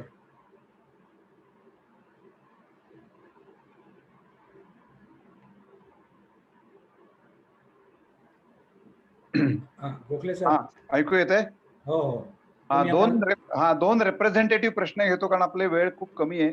त्यातला पहिला वजे सर प्रश्न असा आहे की ह्या मार्च मध्ये बऱ्याच जणांनी स्टॅम्प ड्युटी भरलेली होती, कन्सेशन होतं म्हणून, आणि अग्रीमेंट मात्र आता पुढे झालेली आहेत आणि पोझिशन पण अर्थात जून जुलै आता असे होत आहेत. तर बऱ्याच जणांचा हा प्रश्न आहे की आणि टीडीएस पण कापलाय गेल्या आत्ताच बऱ्याच जणांचा. तर काही जणांची अग्रीमेंट ही मार्चच्या आधी झालेली आहेत, मात्र पोझिशन आत्ता होत आहे आणि पैसेही आता दिले जात आहेत, आता म्हणजे जून जुलै 2021 ला. तर अशा वेळी कॅपिटल गेन हा कुठल्या वर्षात धरायचा, चालू वर्षात का मागच्या वर्षात? अनम्यूट करा. वजे सर अनम्यूट करा तुम्ही. वजे सरांना अनम्यूट करा नाही तुम्ही. नाही, मला असं येत आता आलं का बोलते येतंय? हा, हो हो नाही मला असं येत होतं की host is not allowing you to unmute. आता झालं ना? येतंय ना? हा हो हो. हा. तर इथे मी मगाशी सांगितलं तसं की फॉर्म्युला सरळ आहे की अग्रीमेंट कधी रजिस्टर झालं, पैसे कधी आले याच्यापेक्षा अग्रीमेंट झालं आणि त्या अनुषंगाने तुम्ही जेव्हा पोझिशन किंवा ताबा देता त्यावेळेला सेल झाला असं धरलं जाईल. म्हणजे केवळ रजिस्ट्रेशन लांबलंय किंवा स्टॅम्प ड्युटी भरली गेली की नाही. मी म्हटलं तसं एनी अरेंजमेंट और एनी डॉक्युमेंटेशन और एनी अग्रीमेंट विथ इफेक्ट, म्हणजे त्याचा इफेक्ट म्हणून तुम्ही पोझिशन देता त्यावेळेला ते घर ट्रान्सफर झालं असं धरलं जाईल. म्हणजे तुम्ही सर, आज म्हणजे तुम्हाला यावेळेचा प्रश्न जरा असा बऱ्याच जणांना भेडसावतोय की मार्चच्या आधी त्यांना कन्सेशनल स्टॅम्प ड्युटी महाराष्ट्रात होती म्हणून स्टॅम्प ड्युटी भरून ठेवलेली आहे, मात्र हो. आता पोझिशन पेमेंट सगळं आता होत आहे या पुढच्या 2-4 महिन्यात, आणि मग ते ह्या आर्थिक वर्षात धरायचा का सेल कॅपिटल गेनच्या दृष्टीने? प्रश्न खूप चांगला आहे आणि तो ह्या आर्थिक वर्षात धरायचा, कारण तो मी मगाशी सांगितलेलं तत्व की जेव्हा तुम्ही पोझिशन म्हणजे बेनिफिशियल एन्जॉयमेंट देता ती तुम्ही आज तुम्हाला पैसे मिळाल्यावरच तुम्ही ते पोझिशन देणार आहात त्याच्यामुळे झालं. पण जर तुम्ही काही कारणाने आधीच पोझिशन दिलं असेल तर केवळ रजिस्ट्रेशन लांबलं म्हणून तुम्हाला या वर्षात तो धरता येणार नाही, मग तो गेल्या वर्षातच झाला. म्हणजे तुम्ही समजा फेब्रुवारीत स्टॅम्प ड्युटी भरली आणि मार्च मध्ये पोझिशन दिलं आणि पोझिशन दिल्याचं तुमच्याकडे तसं डॉक्युमेंट असेल तर तुम्ही असं नाही म्हणू शकत की माझं रजिस्ट्रेशन अजून झालेलं नाहीये, त्यामुळे मग ते ढकलता येणार नाही. तुम्ही पोझिशन केव्हा देताय हा त्यातला क्रक्स आहे किंवा तो महत्वाचा प्रमाण. संजीव तुम्ही पण यू अग्री ना? हो हो हो, डेफिनेटली, अगदी नक्कीच. दुसरा एक प्रश्न जो सगळ्यांनाच भेडसावतो, 3 वर्षात कन्स्ट्रक्शन जर पूर्ण झालं नाही तर काय करायचं? म्हणजे तसं आपल्याला त्याचा टॅक्स लागेल का? हा खूप कॉमन फॅक्टर आहे आणि याच्यावरती त्यामुळे ते कोर्टाने असे निर्णय दिलेत बॉम्बे हायकोर्ट पासून अनेक कोर्टांनी, की आपल्या हातात जे काय आहे ते जर आपण सगळं पूर्ण केलं आणि सर्कमस्टान्सेस बियॉन्ड युअर कंट्रोल जर असतील, आपल्या कंट्रोलमध्ये काय आहे, घर बुक करणं आणि तो बिल्डर सांगते त्या अनुषंगाने तसे पैसे देणं, हे जर आपल्या हातात असेल तर केवळ टेक्निकल कारणासाठी घर बांधणं जर लांबलं तर माझं एक्झम्पशन जात नाही, म्हणजे मला ते एक्झम्पशन मिळतं. त्यामुळे कोर्टाने त्याच्या बाबतीत लिबरल व्ह्यू घेतलेले आहेत आणि ते कारण बरोबर आहे, कारण मला जर माझ्या हातातच नाहीये पोझिशन मिळवणं किंवा घर पूर्ण करणं, तर मी काय करणार? त्याच्यामुळे कोर्टाने हे केलेलं आहे, पण कायद्यात असं काही त्याच्यात हे सवलत दिलेली नाहीये, तरतुदींमध्ये असं काही नाहीये, पण कोर्टाने मात्र दिलेलं आहे आणि ते मिळू शकतं. तिसरा एक असा आहे की जमीन विकली, लँड विकली आणि कमर्शियल प्लेस घेतली किंवा गाळा घेतला एखादा कमर्शियल, तर टॅक्स वाचेल का? नाही नाही, पण पण लँड विकली ती जर तुमची इंडस्ट्रियल लँड असेल शहरातली आणि तुम्ही ग्रामीण भागात जर इंडस्ट्रियल लँड किंवा ऑफिस किंवा बिल्डिंग घेतली तर वाचेल, पण हे सर्वसामान्य माणसांच्या बाबतीतलं नसतं. पण लँड घेऊन जर तुम्ही शॉप किंवा कमर्शियल जागा घेतली तर एक्झम्पशन मिळणार नाही. राहत्या घरासाठीचं एक्झम्पशन हे त्याच्यामागची भूमिका आहे. प्रश्न बरेच होते, पण त्यातले रिप्रेझेंटेटिव्ह जे प्रश्न होते ते मी घेतले. यात अजून एक असा चांगला प्रश्न आहे की 10% टॅक्स ब्रॅकेटमध्ये मी असेन तरी सुद्धा मला 20% कॅपिटल गेन लॉंग टर्म लागेल का? हा पण एक फक्त सवलत अशी आहे, म्हणजे आता 10%च्या ब्रॅकेटमध्ये त्याच्यामुळे तोही माझ्या उत्तराला अर्थ नाही, की जर तुमचं टॅक्सेबलच इन्कम नसेल तर बेसिक जी 2.5 लाखाची आहे तेवढी तुम्हाला टॅक्स फ्री मिळतं. म्हणजे समजा माझं इन्कम काहीच नाही असं धरा किंवा 1 लाख आहे आणि 2.5 लाखाचं बेसिक लिमिट आहे आणि मला कॅपिटल गेन 10 लाख झाला, तर 10 लाखावर सगळ्या 20% लागणार नाही. माझं 2.5 लाखाचं जे बेसिक एक्झम्पशन आहे ते पूर्ण करण्यापर्यंत जे इन्कम आहे त्याच्यावरती लॉंग टर्म वरती मला लागणार नाही, म्हणजे 8.5 लाखावर लागेल. माझं इतर इन्कम 1 लाख आहे, 2.5 लाख बेसिक एक्झम्पशन आहे, म्हणजे 1.5 लाखाची माझी गॅप आहे. ती गॅप आधी मी लॉंग टर्म कॅपिटल गेननी भरून काढायची आणि मग उरतील ते त्याच्यावरती 20% लागेल. मात्र तुमचं स्लॅब 10% आहे तरी देखील तुम्हाला 20% लागेल. एक शेवटला प्रश्न की कॅपिटल गेन झाल्यावर बॉन्ड घेणं किंवा घर घेणं याच्या व्यतिरिक्त तिसरा कुठला पर्याय आहे का? म्हणजे LIC टाकणं किंवा कुठले इतर काही घेणं, काही असा दुसरा काही पर्याय आहे का? नाहीये, पण त्यांनी असे काही काही सेक्शन आहेत ते ऑड आहेत, म्हणजे ते सर्वसामान्य माणूस त्याच्या वाटेल जाणार नाही असे आहेत. काही काही म्युच्युअल फंड आणि काही शेअर्स जे आहेत स्टार्टअप मध्ये टाकणं वगैरे, पण ते रिस्की आहेत. म्हणजे त्याच्यासाठी आपल्याला संजीव गोखलेंसारख्या तज्ज्ञ गुंतवणूकदार सल्लागाराकडे जायला लागेल. पण सर्वसामान्य माणसाला सेफ्टीच्या दृष्टीने मी सांगतोय की ते म्हणजे बॉन्ड, की ज्याच्यात तुम्हाला तुमचे पैसे बुडणार नाहीत, नक्की पैसे परत मिळतील व्याजासकट, आणि ते बॉन्ड तेवढंच आहेत. बाकीचे शेअर आणि म्युच्युअल फंडाचे जे काही विशिष्ट आहेत पण ते खूपच टेक्निकल आणि रिस्की होऊ शकतं, त्याच्यामुळे त्याचा सामान्य माणसाने विचार न करणं जास्त चांगलं. विजय वजे सर, प्रश्न बरेचसे झालेले आहेत, काही पर्सनल प्रश्न आपण घेत नाही आता, ते स्वतंत्रपणे, पण रिप्रेझेंटेटिव्ह प्रश्न झाले. नाही, आता काही नाही, तुमचा फोन नंबर आम्ही आपल्या ह्या चॅनलवर म्हणजे आपल्या झूमवर देऊ शकत नाही, पण वजे सरांना जर ऑब्जेक्शन नसेल तर तुमचा ईमेल शेअर करू शकता तुम्ही. ईमेल द्यायला हरकत नाही. काय तुमचा ईमेल द्यायचा आहे? हरकत नाही, wazecn@gmail.com. wazecn@gmail.com. ठीक आहे. मी आता संजीव सरांना विनंती करतो की त्यांनी एक आपलं वोट ऑफ थँक्स करावे. नमस्कार वजे सर, आपण बघितलं असेल की सरांनी अत्यंत क्लिष्ट कठीण असा सब्जेक्ट असा अत्यंत सोप्या शब्दात अतिशय छोटी छोटी उदाहरणं देऊन आपल्याला सगळ्यांना समजेल अशी अगदी साध्या घरगुती पद्धतीची उदाहरणं देऊन तो क्लिष्ट कठीण विषय सोपा करून दाखवला. आता सर म्हणाल्याप्रमाणे वेळेची खरोखरच मर्यादा असल्यामुळे कदाचित सर्व बाबी त्याच्यात अंतर्भूत करता आल्या नसतील, परंतु जो त्यांनी मगाशी सांगितलं की तुम्हाला कॉन्सेप्ट तरी कळला पाहिजे आणि आपल्याला केव्हा अशा पद्धतीच्या सल्लागाराकडे जाऊन कधी आपल्याला त्याचा सल्ला घ्यायला लागेल, त्याच्या मागची ज्या भूमिका आहे कायद्यातली ती त्यांनी स्पष्ट केली अत्यंत सोप्या शब्दात. वजे सर, तुमचे खरोखर आभार. वजे सर आमच्या सगळ्यांचेच प्रोफेशनल गुरु आहेत. आम्ही आज जे काय शिकलो ते सरांमुळे शिकलेलो आहे आणि अशाच अनेक गोष्टींना आम्हाला बारीक बारीक जे बारकावे सर सांगतात किंवा त्यांच्या सगळ्या भाषणामध्ये जे छोट्या छोट्या गोष्टींचे बारकावे सर इतक्या सुलभ पद्धतीने सांगत होते, तर त्यामुळे सर्वांच्या वतीने महाराष्ट्र सेवा संघाच्या वतीने वझे सरांचे मनपूर्वक आभार मानतो. सर तुमचे लाख लाख तुमचे आभार. त्यानंतर हा धन्यवाद. त्यानंतर विजय वझे सर सूत्रसंचालक म्हणून आज त्यांनी उत्तम आपली भूमिका निभावली अमिता नसताना सुद्धा. तर विजय वझे सरांचेही आभार. वैभव आणि विनय हे दोघेही आपले टेक्निकल सपोर्ट जे देतात आपल्याला, त्यांचे अत्यंत मनापासून आभार, कारण त्यांच्या सपोर्ट शिवाय हे प्रत्यक्ष ही मीटिंग होणंच अशक्य आहे. म्हणून त्या दोघांचे आभार. महाराष्ट्र टाइम्सचं माध्यम प्रायोजकत्व आपल्याला मिळालेलं आहे, म्हणून त्यामुळे आपल्याला बऱ्याच आपल्याला नवीन प्रेक्षक आपल्या या झूमच्या माध्यमातून आपल्याशी संपर्क करू शकतात, म्हणून महाराष्ट्र टाइम्सचे आभार. त्याचप्रमाणे नेहमी आम्ही सांगतो की महाराष्ट्र सेवा संघाचा अर्थ विभागातर्फे जरी हा कार्यक्रम असला तरी महाराष्ट्र सेवा संघाचे पदाधिकारी ह्याच्यात भाग घेतात, आपला कार्यक्रम हा बघतात, आम्हाला खूप पाठिंबा देतात आणि सर्वच कार्यक्रमांना त्यांचा पाठिंबा असतो. म्हणून सेवा संघाच्या सर्व पदाधिकाऱ्यांचे मनापासून आभार.